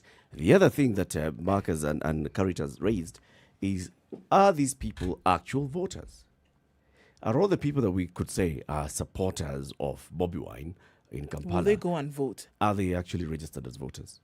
Are they ready to participate in that? Go and cast their ballot and say, I'm voting for Bobi Wine to be president of this country. He mentioned a figure, a percentage that caught my attention. 2%. Of Kampala? 2%. That's what Kampala represents as a voting bloc, 2%. Now, if you look around the country, if you've been to Uganda, what you'll find is that this particular government has made fairly stringent efforts to do things in the rural areas. And that's, from what we've been told, is where the bulk of the voters are. So if that is the case, Bobi Wine is no threat. He is not a threat. So now he's a sensation, yes. Sure, he's a sensation, but you can't run away from the belief on quite a number that even with his non-threat, that there is an effort to muzzle him. Over the last few years, almost he just needed to breathe and he was arrested. And then he was released and then breathed some more and then was re-arrested. Took a walk and was arrested. Speaking to crowds and was arrested. So even with that, you cannot run away from the sentiment that even if he's not a threat to the presidency, as it were, there's certain things that he's either saying, there's certain support that they're not comfortable with, they would rather keep quiet. And that is what a lot of people are saying is the underlying reason for why he continues to be, kept quiet, as it were. Pause for a minute. This, what we're calling threats, intimidation, and what have you, is it that he's considered, or is it because he's considered a threat, or is it just habit that people have acquired over time as a knee-jerk reaction to anything that appears like opposition? Yeah. Oh, for sure. Anything that appears as opposition. However, if you listen to some of the things, if you look at Kizzy Besigye, for example, he wasn't necessarily talking about the terrible things that the presidency of Museveni was doing. What he was offering was himself as an alternative. But look at what Bobi Wine says more often. More often than not, Bobi Wine is talking about the fact, or according to him, that Uganda has been resident under an imperial president and a dictator, and it was time to change. So do you see the difference? It's the messaging. In this case, that there is a reason why they don't want this guy to open his mouth in public. Whereas Besigye would just take a walk and he would be arrested. They don't even really bother with him apart from taking a walk and then the walk to work kind of thing. But he was offering himself as the alternative. In this case, Bobi Wine offering himself as the alternative, but at the same time talking about the reasons why Museveni must go. And you think other Ugandans don't know what Bobi Wine knows? They live in the country. They but don't the platform know who that he's Museveni the is. platform that he's they've been using for looking for somebody to speak on their behalf, and the platform that Bobi Wine has as a result of him being such a popular musician, number one, on that platform is what he's speaking, and people are listening. Let me tell you. Look, just before you go to that, look at the urban centers where they're talking about it being so important. What happened with the United States and Biden and people voting in the way in which they did? Where did it come from? The urban centers where people would not necessarily historically vote. And that is where he won the vote in the states that swung. The urban centers. Same thing is happening here. You may say that in this election he may not win, but it's a rumble that's being sent. Yep. It may not be Bobi Wine today, it could be somebody else tomorrow. He's spreading like gangrene. I mean, you allow that to spread. You as a person in power, you look at that and you think, all right, 5, 7, 8 years, if I allow this to go on, then there'll be a point when I'll not be able to stop it. So the best time to do that is to nip it in the bud right now. You want to discourage it? Yes. I You don't want people listening to that? No. Can I hear from Tony? Yes. Tony is calling from Mombasa. Good morning, Tony. Morning, how are you? Fine, morning. thank you. How are you? Very fine. It's unfortunate what is happening to Bobi Wine. But ni kama Bobi Wine is not understanding whom anadil na nani. You have to take Museveni like Moi, not Kibaki or Uhuru. Museveni does not entertain indiscipline. So you cannot be going around calling him corrupt, calling him every sort of name. How is that in discipline, Even if it's Tony? true, yes. How is that in discipline? No, that's. You remember when after Kibaki came, the comment that Moi said was that the cabinet ministers are talking too much. They are indisciplined. I see. To Museveni, Bobi Wine is a very young boy, and he cannot tolerate a young boy talking such issues about it. That's why you see the police or the army are using excessive force because to him it's a young boy just abusing his grandfather. Yeah. Bas. Simple and clear. So he's reacting to that. That is what he's reacting to. If we were to look at what we were discussing earlier, just before you got on the call, yes, is there a likelihood that Bobi Wine could actually be resonating with more and more people as years go by? Maybe, but not when you see the stat, as you had pointed out. Kampala just constitutes 2%. 2% of the vote. So the same case is that he has concentrated in the rural areas, and until Museveni is taken by God, nothing will happen. Okay. Yes. Thank you very much, Tony. Okay, thank you. Have a lovely day. 0719-012-600, your thoughts on what's happening in Uganda as they gear up for the January 4th election. Arrests and people who have died so far, and much of the skirmishes that we are seeing in the urban areas. If you look at our own quest for multi-partyism and constitutional change, it started in the urban areas. At that point, someone could have ignored and said, in Mambo ya Nairobi university students and a few other loudmouths, why do they want to go and gather in Kamukunji? Kamukunji is not even a big place. They can go and gather. You see, the fundamental difference, Eric, is that with ours, there were no standalone candidates. They had tried that and realized we need to get together for this thing to work. And it only got realized in 2002. There had been attempts. And the reason why, again, it resonated, these are political leaders whose leadership was in the rural areas. They had been members of parliament. They had been ministers. So the representation was not just in the town. The representation was also in the rural areas. And that's where they got their strength from. So the support was in the rural areas. They may have lived here, worked here, but again, their support was in the rural areas. So even if they had support in town, it wasn't the only place they had support. Now remember, Bobi Wine is Bobi Wine. I don't hear of other leaders who are coalescing around him as they do this thing. It's just him. For now. Yes. It starts that way. It could So be it'll him be today. Bobi Wine, it'll be Kizza Besigye, one time it'll be Bobi Wine and Kizza Besigye and somebody else, and it moves on. Remember, President Museveni has been president for 30 God knows how many years again? 39. Longer than Bobi Wine has He's been alive. Has been Precisely, alive. 39 years now. So you can imagine the audacity of this young man then coming in. Somebody who is twice your age is who you are now daring. And I think that this is the problem. The audacity of hope for Bobi Wine to think that he could topple a presidency that has been in power for longer than he has been alive, I think more than anything, is what felling a mugumo tree. is shocking. Collins in Kitale, good morning. Eric, good morning. Good morning to you.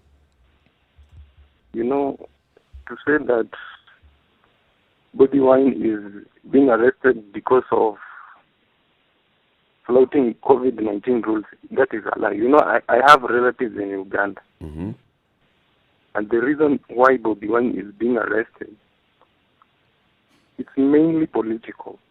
Okay. It has nothing to do with, flouting COVID-19 rules. And we all know that. Did he flout or did he not flout? According to your But residents. that is not the reason why he's being arrested. He's being arrested because he poses a threat to the presidency of, the Mr. Museveni. So the main reason why.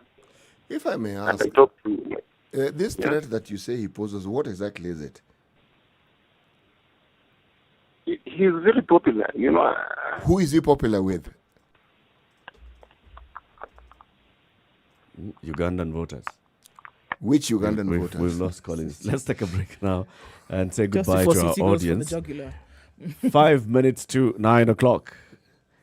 Katie and Home, thank you very much for joining us this week, 7 a.m. to 9 a.m. every weekday morning. Join us again next week, Monday to Friday, 7 to 9. But the conversations happen on Spice FM every morning, 6 a.m. to 10 a.m. If you're in Malindi, you can tune in on your radio, 97.7. In Nyeri, it's 90.9, 102.5 in Kisumu, 87.9 in Mombasa, 96.0 in Nakuru, Eldoret is 96.7, and Nairobi is 97.7. We also live stream this show on Spice FM KE, on Facebook, on YouTube, and on Twitter. See you again on Monday, Katie and Home.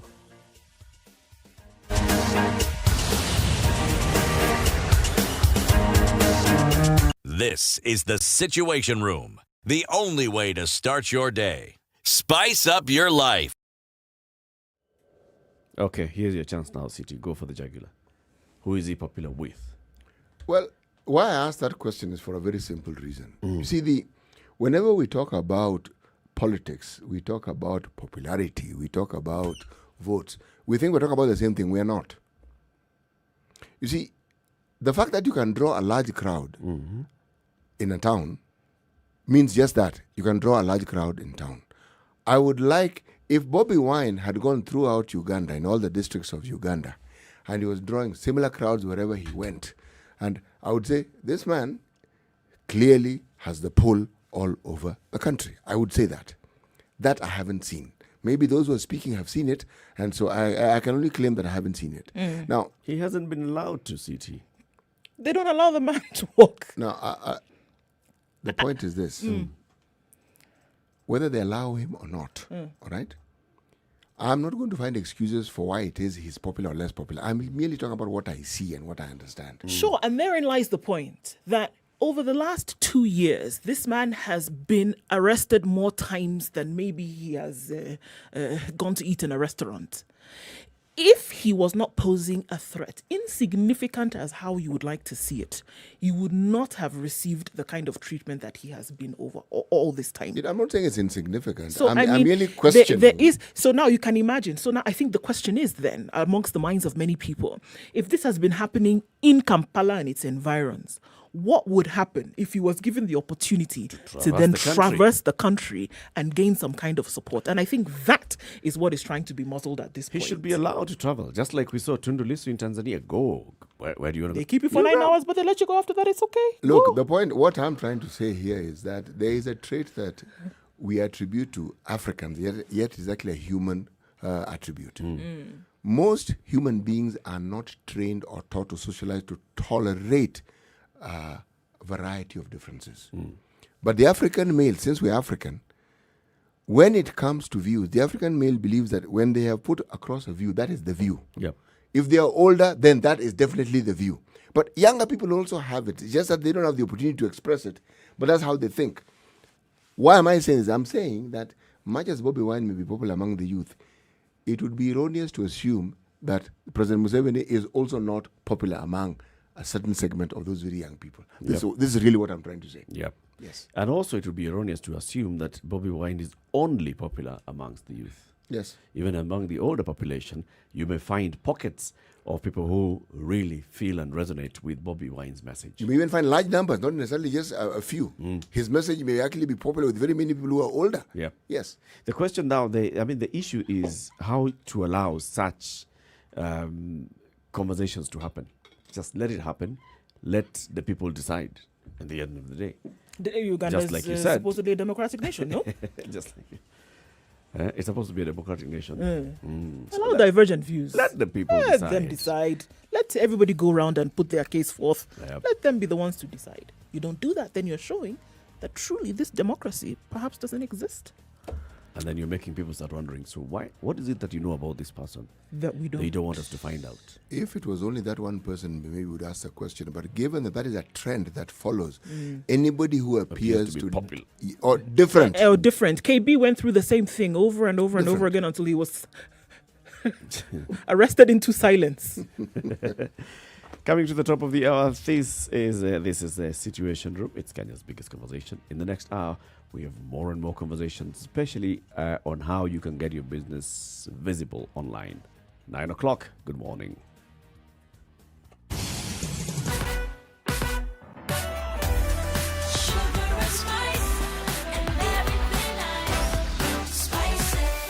Spice up your life. 94.4 Spice FM. Okay, we're still looking at the Nairobi. crazies on Thika Road this morning because of that accident that took place earlier. So traffic still piled up in some cases. Security agents and emergencies still trying to sort out that issue. All right, on Mombasa Road, the Matatus also have decided to bring some madness, and that means that you're not able to move, especially around General Motors moving forward. It is raining still in some parts. A sprinkle is coming down on Mombasa Road, and so that is affecting traffic still. Nyayo Stadium roundabout all the way through to Westlands. This is one for the books this morning, moving very slowly. And we know that the sprinkles are there, so the roads are slippery, so everybody's moving a little bit slower than they normally would. So this means that you're stuck in traffic, unfortunately. So around about 9 o'clock, let's see what it looks like in a half hour or so. But if you get stuck in traffic somewhere looking for an alternate route, let us know what that might be on Spice FM KE on Twitter or text on 40127.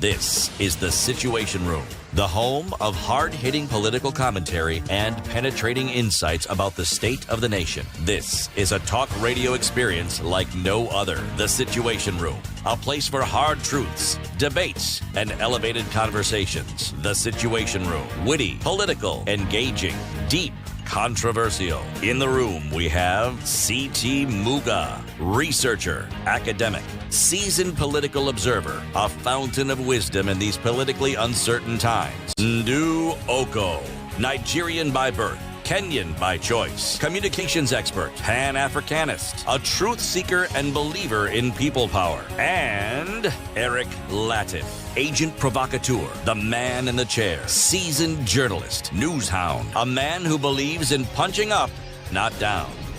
This is the Situation Room. The only way to... 2.5 minutes after 9. This is Kenya's biggest conversation. It's the Situation Room, and we thank you very much for joining us the entire of this week from 6 a.m. to 10 a.m. and for sticking with us. C.T. Muga, as we begin this new hour, today's proverb. No matter how big a child is, they cannot deny that they were once carried on the back of a woman.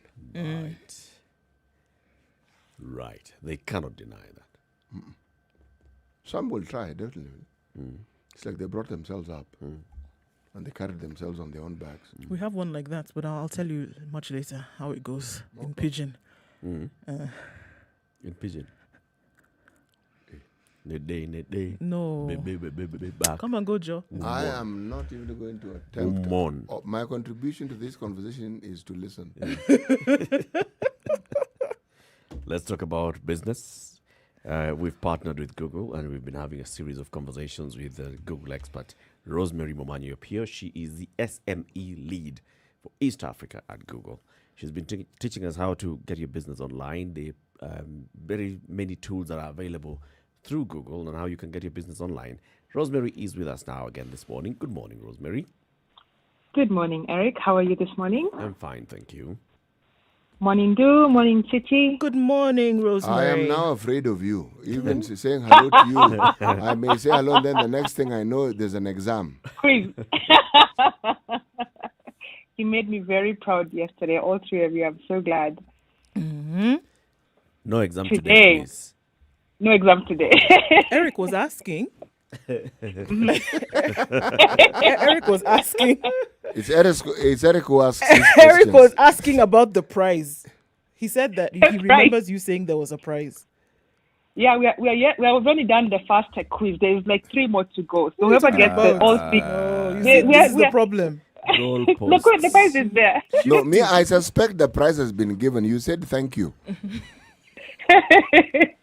No, there are 2 more quizzes to go and do. So whoever gets all exams, all courses are correct, will get that prize. Is there a certificate? Yes, there could be. And we learn about that today, actually. That's a good header into the section today, which is really helping individuals. As you understand with businesses, right? We've gone through how we can help businesses thrive or recover with COVID. But with that also comes people who are individuals. And so as we did our research and we looked and found that we needed to help people get skills and help them recover as well as businesses. So we made a pledge, I want to say 3 years ago, to train 10 million Africans in the next few years, and we passed that half-mark threshold, and we want to even do more. And so we said this year, how can we become more helpful to individuals? And we launched this same portal with the goal of helping provide some support to individuals. So you do go to the g.co /Grow Africa Rise Up portal. The first tab is for businesses. And then the second tab, which we'll cover today, part of it is for individuals. And what you'll see here is really what we're offering individuals to be able to help them either learn a new skill, find a new job, or run their lives remotely, or stay safe online and improve their mental well-being. So today what we'll cover is how we can help individuals learn a new job. As you all know, it's so important for people today who are unemployed to help themselves, upskill themselves, and be able to get certifications. So I'll click on the very first tab, which is all about helping an individual get a free digital marketing certification. So if I click on Learn More, it will take me to the actual page where I can be able to learn more about this program as an individual. And what you'll see is a high-level overview of the program. As you can see here, it's offered in 26 modules. It takes you roughly 40 hours to go through all 26 modules. It's really for beginners who have absolutely no experience but who want to learn about digital marketing. And what's important, and this is FOICT, it's free. There is no cost for this one. At the end of the day, you'll be able to get accredited certification. It will be set up in the form of video tutorials. You'll have unlimited access. And at the end of the day, you'll be able to print a certificate that can be recognized by people across this industry. And then why is it important for you to get certified? It will help you improve your CV. You can upload your certificate onto your LinkedIn profile. Therefore, you can become more marketable. Mm-hmm. And you can use this to help you find a job and grow your career. How does it work? Very simple. You complete all 26 models, which will take you roughly 40 hours to do so. You take the final exam, which is 40 questions, and then you get certified. And then you'll be able to print your certificate and put it onto LinkedIn and add that to your CV. What do they look like, those various modules? So you learn about the online goals, you learn about how to build an online presence, how to market that online presence, how to use analysis and data to be able to adapt to this new environment. You'll be able to learn things about how to build websites, what are the key ingredients to do so, how to use them to help businesses grow, how to make the actual website itself, and the designs, do's and don'ts. And the skills that you learn, number one is analytics and data insights, business strategy, content marketing. You guys know this already, display advertising, e-commerce, which you also know as well. Content marketing is also there. Email marketing is also there. And then finally, local marketing, things like business profiles. And of course, how to adapt them to mobile technologies, search engine marketing, search engine optimization, social media, which is quite important, video, which you also know about as well and how it's charged, web optimization. So once you go through all those modules, you'll get your certificate once you pass the exam, and we can walk you through some examples of some success stories. But at the end of the day, it's a powerful tool to help anyone right now be able to spend 40 hours and be able to get a certificate at the end of the day. So let me just pause there and see if there are any questions. Okay, the certification that you speak of, how widely is it accepted, or is it acceptable, and how effective is it? Good question. So as you know, right now, people are talking about how can I become business savvy on digital skills? How do I pivot my business digitally? What are the tools that I need to be able to grow my online presence? So a lot of people are asking now, how do I get those skills, or how can I help a company grow? So right now, if you're currently sitting at home, you don't have a job, you want to be able to see what is hot, what is helping companies right now grow and thrive, and that's all about pivoting themselves digitally. So if you're there at home and you have nothing to do, learn this skill, right? Because right now people are looking for that experience, that knowledge to help a company grow. And then you can become an expert and be able to go and help all of these SME companies or the big companies help themselves become digitally savvy. Because you'll know about display, you'll know about search, you'll know about video, you'll know about search engine marketing. You'll pretty much be able to help create websites and be able to help them become optimal. So right now it's recognized by anyone who has the requirement or the need to grow and pivot themselves digitally. So it's recognized by companies, both technical as well as non-tech companies, and so it's widely known and widely acceptable by most companies in Kenya. Do I also get to learn about social media, the other social media platforms, Facebook, Twitter, Instagram, LinkedIn, and the rest? Yes. You learn all about social media and how best to use it to help a company engage and be able to have an online presence on social platforms. So as, let's say I'm a business owner and somebody has come to me and they claim that they have this certification and therefore they have knowledge. How can I gauge that this person has actually gone through this particular process and that they understood? This is not somebody who just went through this, crammed, passed the exam, get certified. Yeah. Put them to test. Ask them to do a simple, maybe 1 month pilot, proof of concept with you. Ask them to help you review your website and ask them where the gaps are on your website. Ask them to do a high level overview on where the gaps are in your business, and then see if they're able to help you address those gaps. Things to look out for, things like, do they recommend you to have a business profile? Do they recommend you to optimize your website so that way you are able to show up optimally? Are they proposing to you to do some things on social media? And if so, what are those things? Are they asking you to do things like possibly advertise yourself if you currently have a product that you can be able to advertise outside of your current boundaries? So just ask them to do a 1 month assessment of your product, your website, and see how well you are comfortable with them to give you those advice on what you need to do to improve. So say you started this program a couple of years ago and already you're past your halfway mark in terms of target of people who have acquired the skill. Right. What are the majority of those people doing with the certification that they got? Yeah, so that's a good question. So a lot of them right now have either been hired up by digital agencies because they require this skill to help them expand and to grow. Some of them have been able to open up their own companies and become entrepreneurial and provide consultancy to support to small, medium businesses. And others have been able to just apply that skill to help them get promoted in their current jobs. So if they wanted to say, fine, I'm currently in a financial role and I hate what I'm doing, I feel like I need to do more, I have more passion, I have more that I can offer, let me go and upskill myself and then apply for a role in the tech department or marketing department.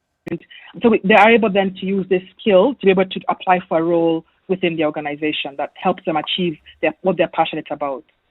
So they either get employed by an agency, or they form their own companies, or they use that to become experts in what they're passionate about in their current company. So there's absolutely something that you can do with this certification. It's not as if that you're going to use 40 hours of your time and then, it's a certificate that's going to collect dust on the shelves. It's something that can actually propel you forward if you get it. Correct. And you said this is the entry-level certification, right? It's a beginner level, yes. All free of charge, going online, I'll access it online. Yes. And just remind us again, how do I get into this particular page and how do I get the course? Yes, so the first step is you'd go to the g.co/Grow Africa, and you click on the Rise Up Google website, and you look for the how we can help you, and then select on for individuals. Okay. And then you'd select then learn a new skill. Okay. And then you'll see the option there to get started with a free digital marketing certificate. And you click on Learn More. And you'll go to the actual page that takes you through the actual course. And you'll just click on Start the course. And then you'll go through the modules. There are 26 of them, roughly 40 hours. And we'll incorporate both video as well as, and it is offering you unlimited access. You can always come back here and continue on from where you left off. Okay. And is this the course, Rosemary, or is this the starter, or are there more after that you can use for further certification? There are more. Okay. So that's a very good point. So let's go back to the actual platform again. So I can first click on Learn a New Skill, right? Or if I wanted to say, fine, now that I learn and I'm now digital marketing certified, but I also want to do more. I want to learn how to code, for example. So we now are also offering a Learn to Code for free course with Grasshopper. What is Grasshopper? Grasshopper is a platform that's available on mobile apps that's available to anyone who would like to learn how to code for beginners. So the app was developed by Google engineers with the goal of helping more people learn how to do coding in a simple way. So they'll download the app and they'll be able to go through the basics of coding and be able to learn the code, whether if you're in a matatu and you're waiting for traffic to go down, get the app on your phone, go through the various courses, and over time you'll be able to learn a new coding skill. This is more for those who are a little bit more techie savvy and want to dive deeper into how to become a coder, but you're able then to use this app to help you learn how to do basic coding. Again, there's no cost for this. This certification you speak of, Rosemary, is it just that one level of certification, or is there an advanced form of it? For digital marketing, it's just a beginner course for right now. But you can be able to expand your breadth and say, fine, I'm not digital marketing certified, but I also can do some coding. So you're offering you more options on what more you can do to help you get more breadth across the digital landscape. So one is become marketing certified. Number two, help you become a coder, if that would be of interest to you. So you're saying there's nothing like being an advanced coder? No, you can be an advanced coder. You can, if that's what empowers you as well. And then the third one, which is also quite interesting here, is Google Primer. Again, another app that will really help you be able to help you grow professionally as well. So it's a tool that's also available on the App Store. It's an app that's available to anyone right now who wants to get more skills. It's more broad. Grasshopper is more technical. It's more coding. Primer is more general, right? So you'll be able to learn things like how to improve my resume, how to grow my career, how to build a professional network, how to research a network for my skills. So it's a powerful app that's also available for free for anyone who wants to be able to expand their platform of knowledge and be able to learn different skills on networking, career improvement, how to make a first impression, how to ace my first interview. The app is available also for free for any SME or any individual. Ah, I see. And even that also gives you a certification. Well, it's more to help you build your skills. Oh, okay. So I cannot have a certificate for I'm very good at making my own CV. No. But at least you'll be able to make your own CV. Certified CV maker. No, stick to the right hats. Okay. Okay. Rosemary, thank you very much for all these insights today. And once again, just for the people who may have joined in late and they didn't get the link on how to actually get these free courses online, how do you do that again? g.co/Grow Africa, and then click on the link that says Rise Up Google, or just type in Rise Up Google on Google search and you'll get the link to Grow with Google. Click on how we can help you and select the individuals tab, and then select Learn a New Skill. And you'll be directed to the platform to become certified as a digital marketer, or how to download the app Grasshopper or the app Primer, that are all geared to help you become better at what you can possibly do. Our goal is to help you become employable, or to upskill yourself, or create an employment for others, or grow within your own career. And school fees read zero. Exactly, free. Okay. There is no cost. All right. Thank you very much for today's lesson. If you'd like to get any of the content that we've been sharing with Rosemary, just go to our Spice FM YouTube channel. That's Spice FM KE YouTube channel. Click on the playlist Grow Your Business with Google. You'll find all the episodes of what we've been discussing with Rosemary Momanyo Pio, the Google SME lead for East Africa, how to get your business online, how you can advertise, and now also how you can improve your own individual skills on digital marketing and other technical skills. Tomorrow, have more not tomorrow, Monday. More conversations with Rosemary. Have a lovely weekend, Rosemary. Thank you, and you too. Thank you, Sawa, Rosemary. sawa. 20 minutes after 9, time for us to see what's happening in terms of weather, and then we have more conversations.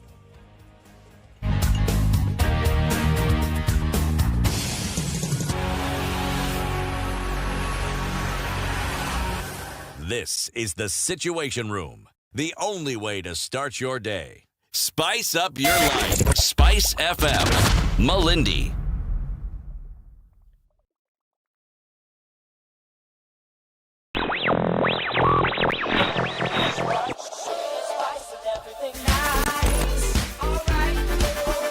All right, we're looking at light rain. Most parts of Nairobi this morning, 16 degrees, highs of 25 and lows of 16 today. Mostly cloudy conditions in Nakuru at 20, going to highs of 25 and lows of 15. The sun is out in Nyeri at 18 degrees. We'll see highs of 24, and then it'll cool down quite considerably to 11. In Eldoret, it's mostly cloudy at 16, highs of 23 and lows of 12. Mostly cloudy conditions in Kisumu at 21, going to highs of 26 and lows of 19. It's also mostly cloudy in Kakamega at 21, going to highs of 28 and lows of 14. Light rain in Mombasa now. It has started at 28, highs of 30 and lows of 25. Looking at mostly cloudy conditions in Malindi that could give way to rain later with highs of 27 and lows of 16. It's also mostly sunny outside of Kenya now into Kampala specifically. Highs of 24 where it's mostly sunny at 22 and coming down to lows of 17. Light rain in Dar es Salaam at 28. Highs of 30 and lows of 26. And in Johannesburg, it's mostly cloudy at 17. Highs of 26 and lows of 14. Light rain in Lagos at 25, highs of 32. And in Kinshasa, it's cloudy. The rain has stopped temporarily. Highs of 29 and lows of 24. Sunny conditions in Beijing at 8. The high will be 8.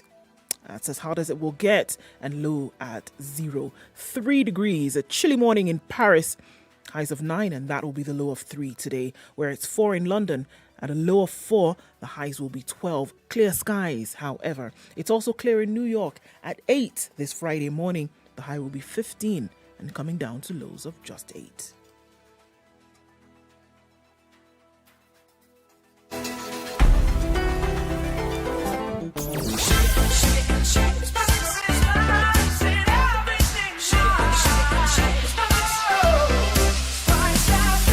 Spice up your life.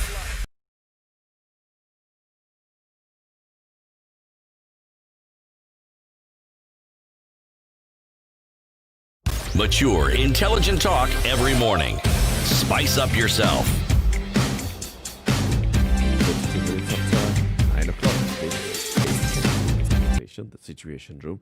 We've had a lot of conversations this morning. This situation with the hospitality sector. We've talked about the criminal justice system and the police and investigations. We've talked about Uganda. And what's happening in that country, in Uganda. We also mentioned earlier what's happening in terms of our COVID-19 numbers. The headline today in the nation is how we have seen the number of sitting MCAs, 5 sitting MCAs dead in 1 month. These are Huruma Ward in Wasingishu, Peter Geshomba, Kiamakama in Kisii, Kennedy Mainya, Mohamed Hatimi, the former KFF boss, who was a nominated MCA in Mombasa, Hell's Gate Ward in Nakuru, John Jugona, and London Ward in Nakuru, Samuel Karanja Mbogwa. Number of people who are dying of COVID-19 is rising, and we are seeing the kind of concern that has been raised just both by leadership and even by medical professionals and what's happening, and the issue of how we are reporting this and whether what we report is what we see, and what is the difference. Why is it that when the Ministry of Health is coming to announce the figures, it's actually not announcing the figures of the last 24 hours or of the last 48 hours? Sometimes they go to the extent of actually announcing the figure of somebody who died last week who's now added into the toll, but they are not even able to say. So of the numbers that we are announcing today, 5 were recorded yesterday, 7 were recorded the day before yesterday, and 14 were recorded 3 weeks ago. Would that help? I think so, because it will give you a clearer picture of what is actually going on. As I think about it, and I thought about it over the last couple of hours, and I said, you know what?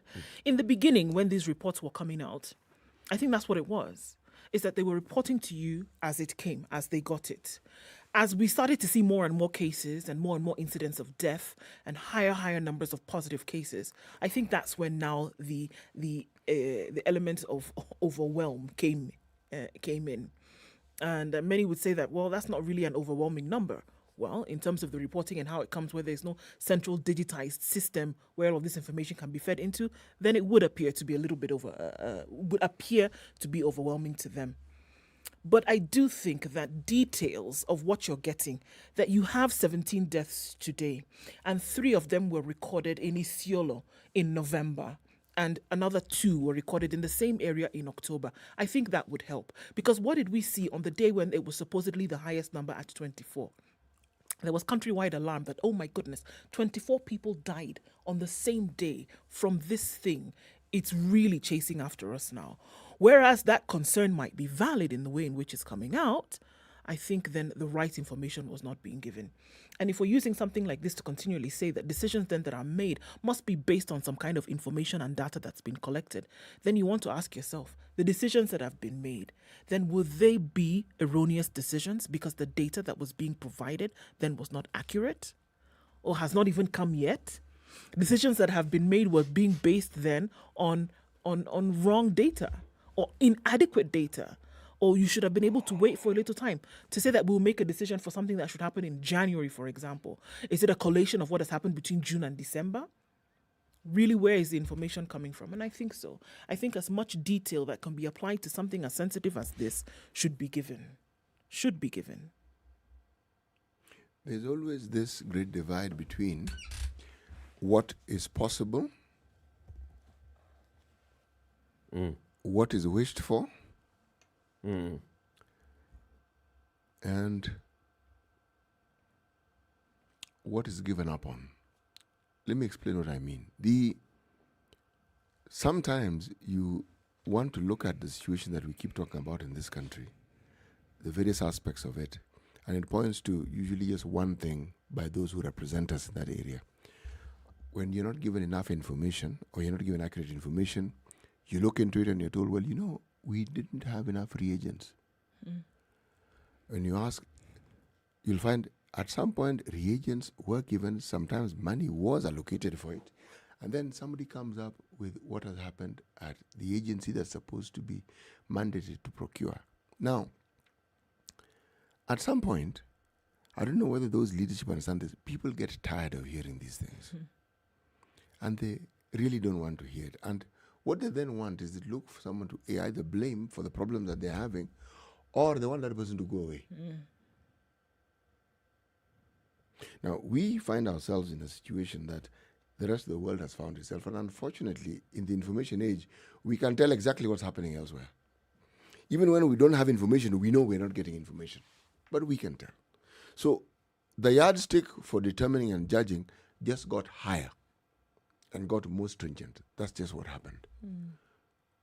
But do we really want to either give up? Because sometimes that's what I feel like. I feel like all this energy, all this effort, for what?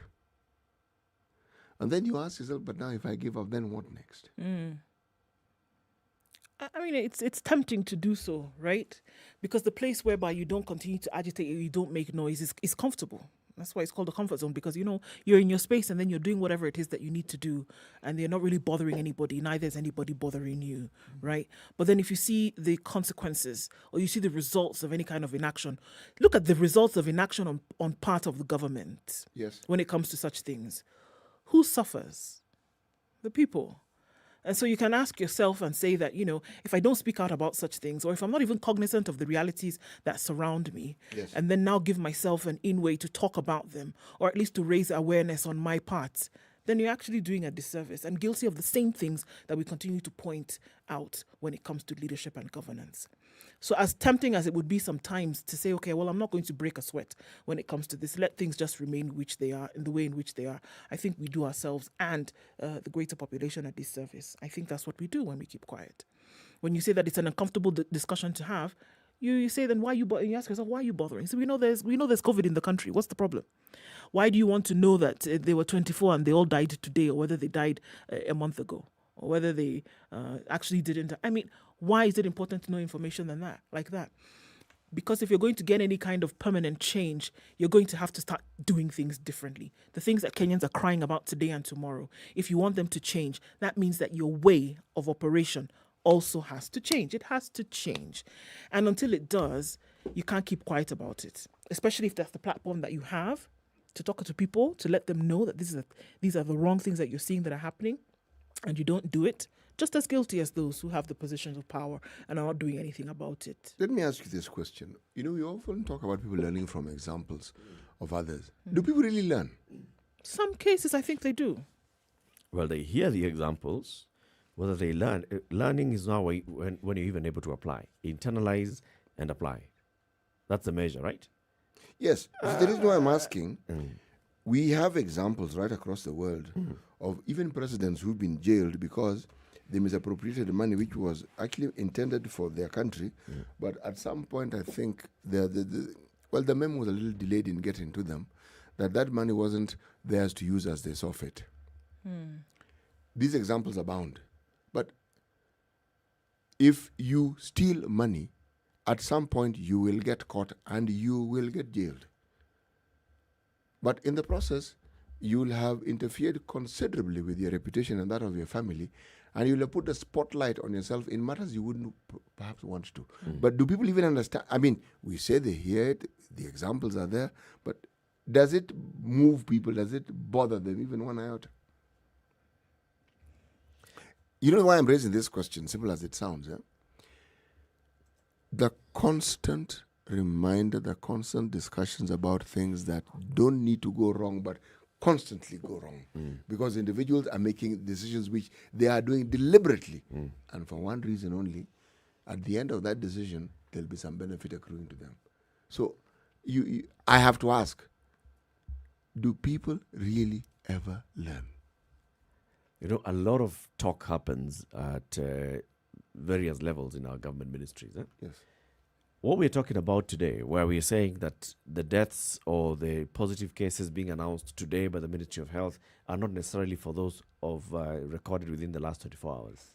That it's possible that somebody who died yesterday will get into the system in 2 weeks' time. That it's possible that somebody who tests positive and they receive their results today, they will not be announced. That number will not be included in the tally until about 2 weeks from today. It raises serious issues of gaps in the health information system. How is it that the Ministry of Health, knowing that you are operating, you're dealing with health and the possibility of emergencies occurring at any moment countrywide, you don't have a fluid and very, very alert information system? That it's possible that people can be dying of a certain ailment in some remote part of the country, and Nairobi will not know until 3 months later, when it has already spread and it has caught like wildfire. These are the questions that and I've just been looking online, and I'm finding, for example, there is a policy brief here in the Ministry of Health, enhancing health information systems for evidence-based decision-making in the health sector. The key findings of this, the key information is that the current health information investment level is low, suggesting the need to be beefed up to ensure full implementation and sustainability of strategies.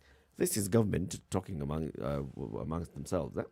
There is limited human resource and capacity of primary care facilities to utilize electronic-based system. There's linkage of data from various subsystems to the DHIS2 is weak. Fragmentation of systems in the health sector still persists, and even where quality data is present, its use for rationalizing key health decisions is still limited. There is need for financial allocation to health information system at both county and the national level. There is utilization of information needs to be strengthened at all levels. Productive, effective, and powerful health information system underpins acknowledgement of evidence-based decision-making process that will positively impact service delivery in a devolved healthcare setup. Consolidation of resources and efforts in the health information system and monitoring and evaluation in focus areas is needed across national and county levels. That's all basically is telling you all these things are not happening. The government has been aware of this. They even come up with policy briefs on how they can improve this.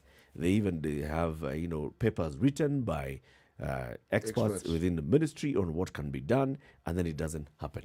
And where we are right now is we have been dealing with an emergency the whole of this year. 11 months down the road, we still haven't found a way of ensuring that information is streamlined on how it comes up to the top. And I keep saying we have many, many government officers of different cadres at every level in this country. We've got chiefs, we've got headmen, we've got clinical officers, we've got doctors. When we had an interview here with the PS for Interior and Coordination of National Government, Dr. Karanja Kibicho, he told us he gets to the office at 5 a.m. And the first thing that he does is he looks at the brief of information that has come from all corners of the country. So by the time Dr. Kibicho finishes his cup of tea in the morning, he already knows what happened in Kenya yesterday, in the last 24 hours. And of course, it's not just in the last 24 hours, because I'm assuming that, and in fact, he even intimated that, by the time he's going home in the evening, he already knows what has happened during the day. So if it's possible for the Interior and Coordination of National Government to have information, how is it not possible for the Ministry of Health, the National Emergency Response Committee, to not know how many people have died today because of COVID-19? How then are we making the decisions on, okay, so now let's reopen schools. This is what I'm saying. How do we know? Because what it is, if you heard what Okiya Mtata said the other day, he said, you know what? Tell us how you're making these decisions. Tell us what warranted you to go this way instead of another way. Because it would be very painful to hear or to even imagine that a government is making decisions at whim. That there must be media reports. That you say, okay, well, this is what the newspaper is saying, so okay, it must be true. So based on this, let's do the other thing. It's ridiculous. There must be some kind of there must be a bank of information that you say, this is what we have at present. And because of this is the direction in which we want to go. Do you know how destabilizing it is to then come and realize that, hold on a minute, some of the things that we may have been told before were made as a result of information that you actually did not have, that you did not know. Yes. That you put people at risk, number one. Number two, then you say that you either make a decision to use funds to purchase one or two or three other things on information that you did not have. That you then, guess what, request money to purchase other things, again, on information that, guess what, you did not have. So then you want to ask about the wastage of funds. You want to ask about the risk that you put people's lives in. You want to then ask about the future of children, for example, that you've put in school. Because what did they say? What did C.S. Magoha tell us over and over again between the months of March and October when he opened schools? We are waiting for information from the Ministry of Health. Yep. Then you come and find out that the information that the Ministry of Health is actually giving you is not current. But you've made a current decision. It's last month's on information that they're relying on today. What are you doing? It may sound simplistic, but you know what? As simplistic and annoying as it sounds is the reality. That is exactly what is happening. That's what's going on. So this decision that you made, tell us how you arrived at that decision so that we can then ask a question based on that, or we can interrogate it further. Because the person then, for example, who is going to send their child to school, I will be able to say without any avoidance of doubt, the decision that was made by the government is the right decision because these are the determining factors that they use to make that decision. But these factors don't exist. It's very likely because if you look at how, for example, we just talked about management of COVID-19 cases. You go, you get tested, you test positive, you're asymptomatic or you've got mild symptoms, you're told go home and you'll be under home-based care, all right? So you are treating yourself, you're recuperating at home with the help of your family members. The only thing that I've heard from people who have said that they've been on home-based care and they tested positive is they get a call after a couple of days from a local health officer who asks you, wewe ndio nani? Ulitest positive, eh? Uko nyumbani? Sawa. And that's it. Beyond that, whether now you tested negative after that, whether now we can say that you actually recovered, or we don't know. So when the government comes and tells us, of all these numbers that we have of COVID-19 cases, X are in hospital, X are under home-based care, and we are happy to announce today that we have 233 recoveries. Those 203 recoveries, how do you know? When people who are in home-based care, you haven't gotten in Did you touch find with out if them. they've recovered? Do you know whether they've recovered? Do you know or they not? took a second test to find out if they were negative or positive? You don't know. How do we know that these people have recovered? How do we even know that the number you're telling us today, these are active cases, are actually active cases? Or that you actually release people to home-based care? Did you know? Mind you, in the beginning they told us. Oh no! Actually, I are you can't. sure that people are home-based I care? can't. In the beginning, they told us that what would happen. There was a protocol. There was a protocol. But the protocol does exist. There was a protocol, and they said that published. this is what was going to happen. They even said that these health workers were going to visit you at home, and that there were going to be daily readings of your temperature take your and all these other statistics. wonderful, fantastic things. This was going to happen, and I raised the question. I said, "Come on, wait." They said they were going to be visiting you. Did they hire enough? And City talked about community health volunteers. These are the people that you should have employed at this point to be going around to work on this. So did it happen? No. And then now you're telling us that what they did was a phone call 2 to 3 days later. And then you never heard from the fellow again, ever. Same information gathering that they're now using to tell you it's okay, it's safe now. Open the economy. 1, 2, it's safe. Let children go back to school. It is madness. It's absolute madness. It's total, complete, chaotic Undiluted situation madness. That we The have in this potent country. kind. And here we are. Sheesh. So let me look at yesterday's statement, National Emergency Response Committee brief. Today is the 20th, so I'm reading the one for the 19th. Okay. Today, that is yesterday, 1,459 people have tested positive for the virus. First of all, the wording of this. Today, this number have tested positive for the virus. Not true. From a sample size of 10,146 tested in the last 24 hours. It's a lie. Sentence number 1. False. Higher, bringing to 74,145 the number of confirmed positive cases in the country. That could be okay. The cumulative tests are now 815,000 from the cases, 1,400 Kenyans, 40 are foreigners, blah, blah, blah, blah. All right, let me come to the second, not the second. Because this one now it goes into telling us the counties and the distribution of the cases in counties, blah, blah, blah, blah, blah. Yeah, very many paragraphs. Okay. This paragraph. Today, 780 patients have recovered from the disease. Lies. 690 from the home-based care program, while 90 have been discharged from various hospitals. The total recoveries now stand at 50,658. Sadly, another 17 patients have succumbed to the disease, bringing the fatalities to 1,330. All right. There are 1,116 patients admitted in various health facilities countrywide. 6,232 are on home-based isolation and care. Sasa hapo ndio uongo imeingia yote. Because we're talking about saying the number of people who are in home-based care, right? It is not information that you actually, your office has called You don't yesterday know. on Thursday or Wednesday to establish that this person who was initially taken onto home-based care has recovered, or maybe went home onto home-based care and then the condition deteriorated and they were taken to hospital. So you don't know whether the people, 1,116 patients who are now in hospitals, some of them were admitted from home-based care into hospital.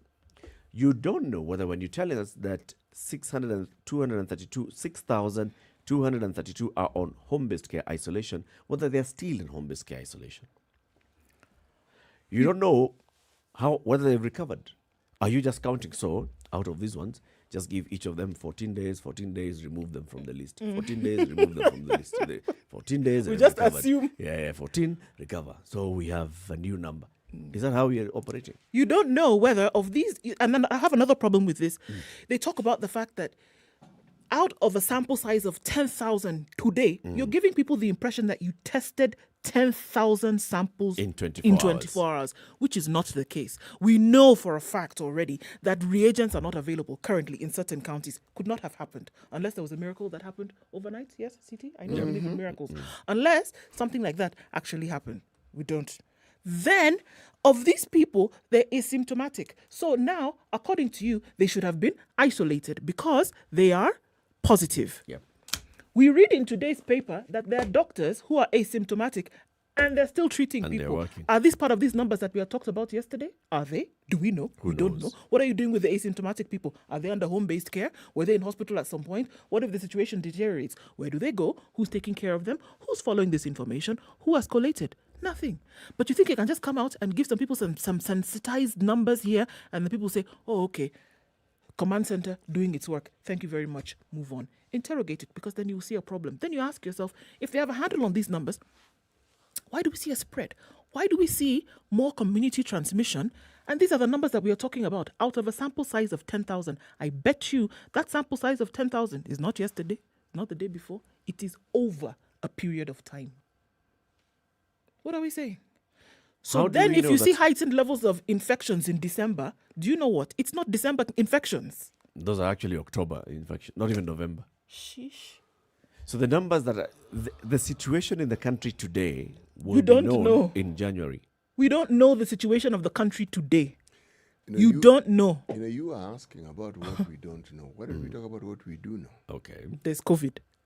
That one, without a shadow of doubt, there is COVID. What we also do know is that people who are mandated to give us information about our well-being, and in this particular case about health, seem to believe that we will simply listen to everything that they tell us and we'll believe it.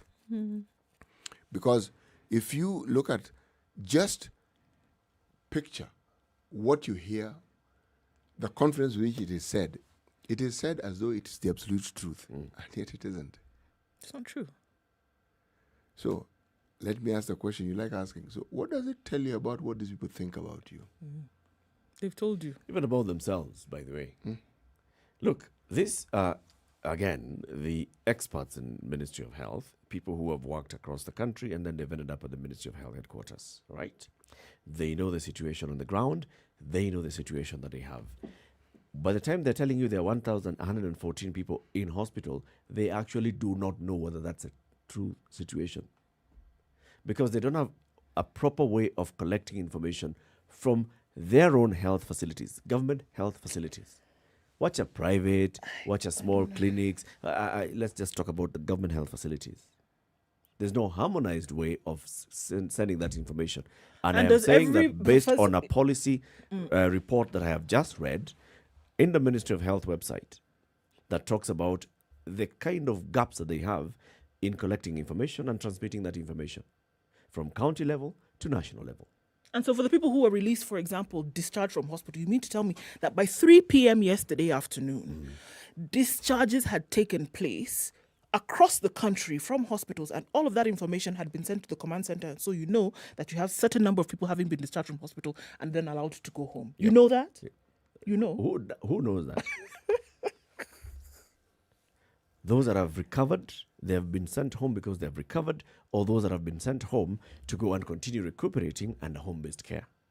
And then following up on that and saying, so the people under home-based care who had been sent home to continue recuperating because they had initially exhibited some symptoms have now recovered and they are negative. So Let me this tell is a you, closed case. That home-based care story. Hey, That home-based care joke in this story country. is a story. The home-based care is just basically don't come to hospital because there's, you know. It's their stories. Ed Gitonga, our friend in Nyeri. Good morning.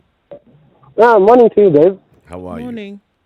I'm doing good. Now, so I think 3 days ago, there was a caller who had called, and he had his test going on for a week, not even come through. Yep. And he even commented that in UK, they were expedited very quickly. It was a doctor. Yep. Exactly. Now, Buona City. Yes. I clearly don't understand how right now we will even believe when the government tells us that we have 100 people with COVID-19, yet those cases maybe they're not even from that day, they are from a week ago. Yeah. Oh, yeah. Honestly speaking, that the same doctors who are treating them right now in the limelight, we've known that those doctors are some of them have COVID-19, yet they are being allowed to treat people. Yeah. I used that word, I think yesterday. It's pathetic.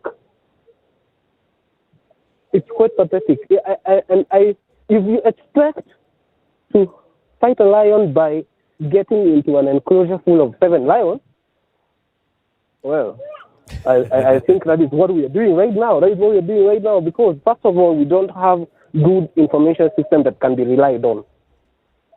Two, you know what Magoha, I'm sorry to use this, but I'm going to use it again. Yeah.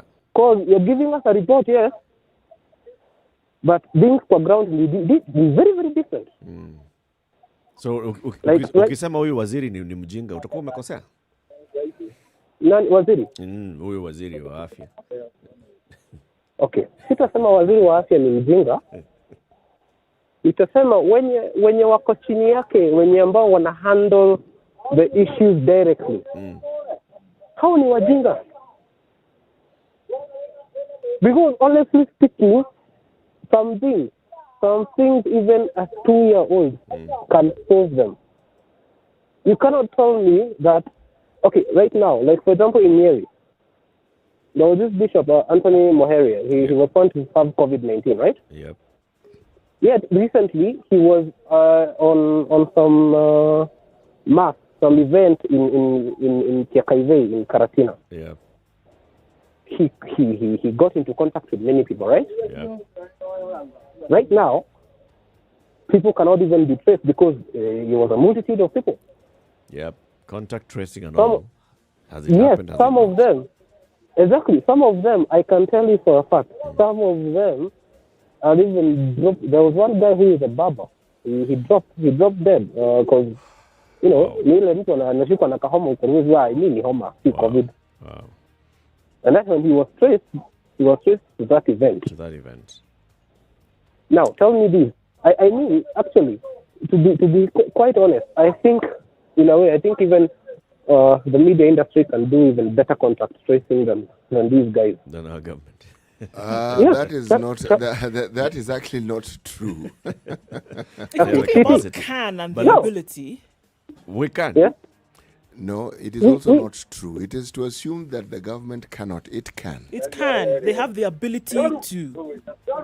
They have the ability to, but they don't want to because they know. No, I also don't think it's that they don't want to. You see, the people who actually do the tracing need to be enabled to do it. So it's not that they can't do the tracing; they can. Those are where the issues are. Let's take a break here. Ed, thank you very much for your call. Let's take a break and see what's happening on the roads.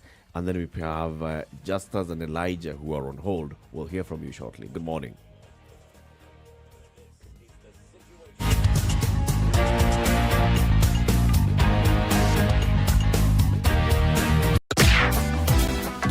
They are smart, they are funny, and unfailingly entertaining. They are the adults in the room, and they are here to help you be the best adult you can be. Just to be very honest with each other here, not all of us are going to get tall, dark, and handsome.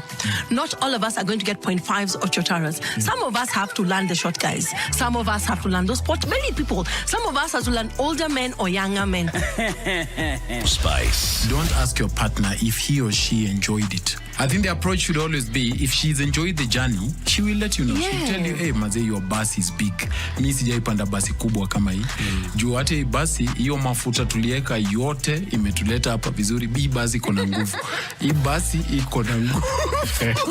Spice. Now into a relationship, it becomes like you've stopped your life, and then now me, I am your life. You see, like, what happened to your life? What happened to you? What did you used to do? And women are guilty about that. Is your wife listening to this show?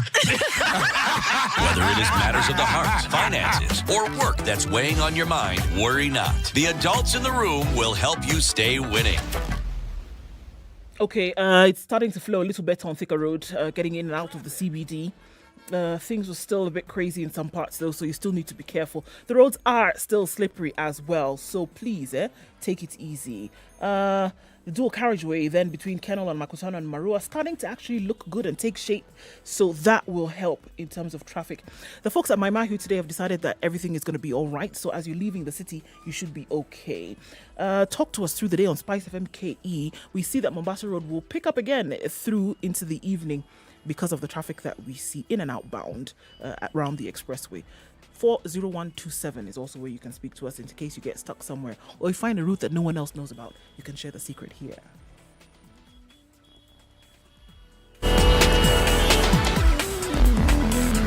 Mature, intelligent talk every morning. Spice up yourself.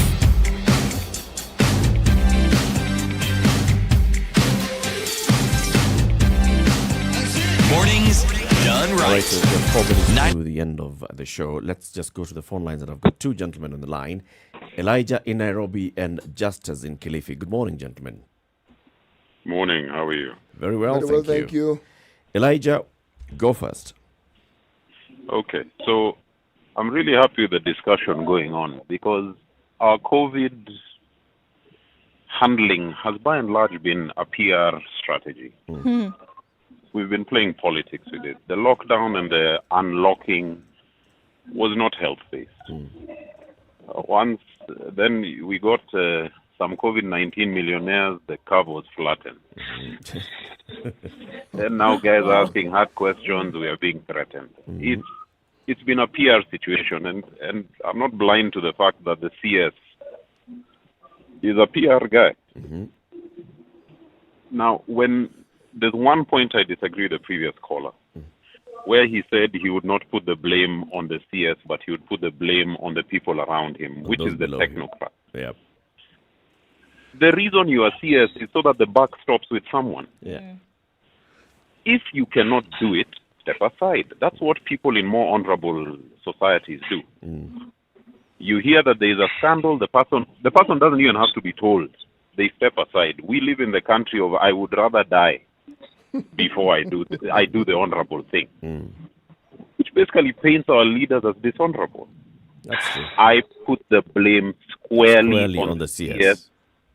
And if it is not the CS, then the president. But someone has to take responsibility. We are too used to the Adam and Eve. It was this man that you gave me. It was this snake. It was this. Take some responsibility. Have some cojones and stand up for what you are there. There you go. That's true. That's true, Elijah. Thank you. Justus, what do you say? Hey, good morning. Morning. Morning, Justus. Some time back, I was involved in a road accident. Oh dear. Why? And then, sometime back, no, it was a minor one. Oh. The policeman who served me, like an hour later, he was on phone calling headquarters. I asked him what happened. He told me these days you have to call and report every accident. At the end of the day, the commissioner must know how many accidents we have from what site, right? That was on a daily basis. So this is just calling headquarters to relay information. Just calling. It's at this era, this a bit. You can consider that rudimentary, isn't it? Just basic. Yep. Now, when you go to Aga Khan, the doctor serves you in a different building and the pharmacy is another building. You don't carry anything. Yep. He tells you just go to the pharmacy. It's in the system. There's something called EMR. It's called Electronic Medical Records. Yep. Yeah. Which are connected, EMR. And before that, there's something they call a DHIS, District Health Information System, which is updated, and therefore, even if you're in South Africa, I can see Hospital X in Mama Lucy had 10 patients yesterday. Yep. But that's just the background of what is there, isn't it? Yes. But now, allow me to be a little academic. There is something they call chaos. There is always a pattern in chaos. Sometimes we assume that chaos are just chaos, right? Is that an acronym for something? No, chaos as in chaos. Chaos, the word chaos, yeah? Yes, it's in the English word. chaos, but pronounced chaos. Chaos, yes. It's written chaos, but it's called chaos, yeah? Wow. The assumption, the common mwananchi assumption is that chaos are chaos. Hazina order, yani ni shida, kuna vurugu, right? But in actual sense, in management, there is a pattern in chaos. There's a deliberate effort behind it. Yep. So in this case, if we take that chaos approach, chaos theory to what is happening in our country right now, there's a pattern behind everything. First, there's a shock. Let's go lockdown, do this, do that. Let's get money. Let's buy this, let's buy that. We don't know what to do. We should all be involved. And then after that, nothing. There's confusion. But in that confusion, there's an underlying pattern. And that pattern is what we are suffering from. Who benefits? Who benefits from it? Yes. When you go to fish, if you want to catch muddy fish down here where we have swamps, you make sure the water is very dirty. That the muddy fish can't see where the hook is coming. So where is the hook? Isn't it? That's the question we need to ask, and I appreciate the questions you're asking because they're asking. We are talking to those skills. Thank you. There's you very skills much, going Justice. on. Thank you. And there's a beneficiary for this. Thank you very much. And thank you for your conversations and also for tuning in to the Situation Room this morning and this week. Coming to the end of the show, CT Muga. Oh, God Almighty. No matter who you are, no matter how big a child is, they cannot claim that they were never carried the back of a woman, much as they may want to. Yep. Much as they'd like to give the impression that such things don't happen to them, it happens to every child. Every leader will come to an end with that leadership. Every thing that is done supposedly in darkness and in secrecy will always see the light. It will come out eventually. It will come out. It will out. True. Have a lovely weekend, people. Talk to you again on Monday, 6 a.m. We'll be here bright and early, God willing. We wish you all the best. Remember, COVID is real. Even as we talk about the government and its inability to deal with it, let's deal with it the best way we can. Observe all the known protocols, and this is physical distancing. Wash your hands and sanitize as often as you can. And also, when you're out in public, wear a mask. Okay. Asante sana. It's now 10 o'clock. See you Monday. Spice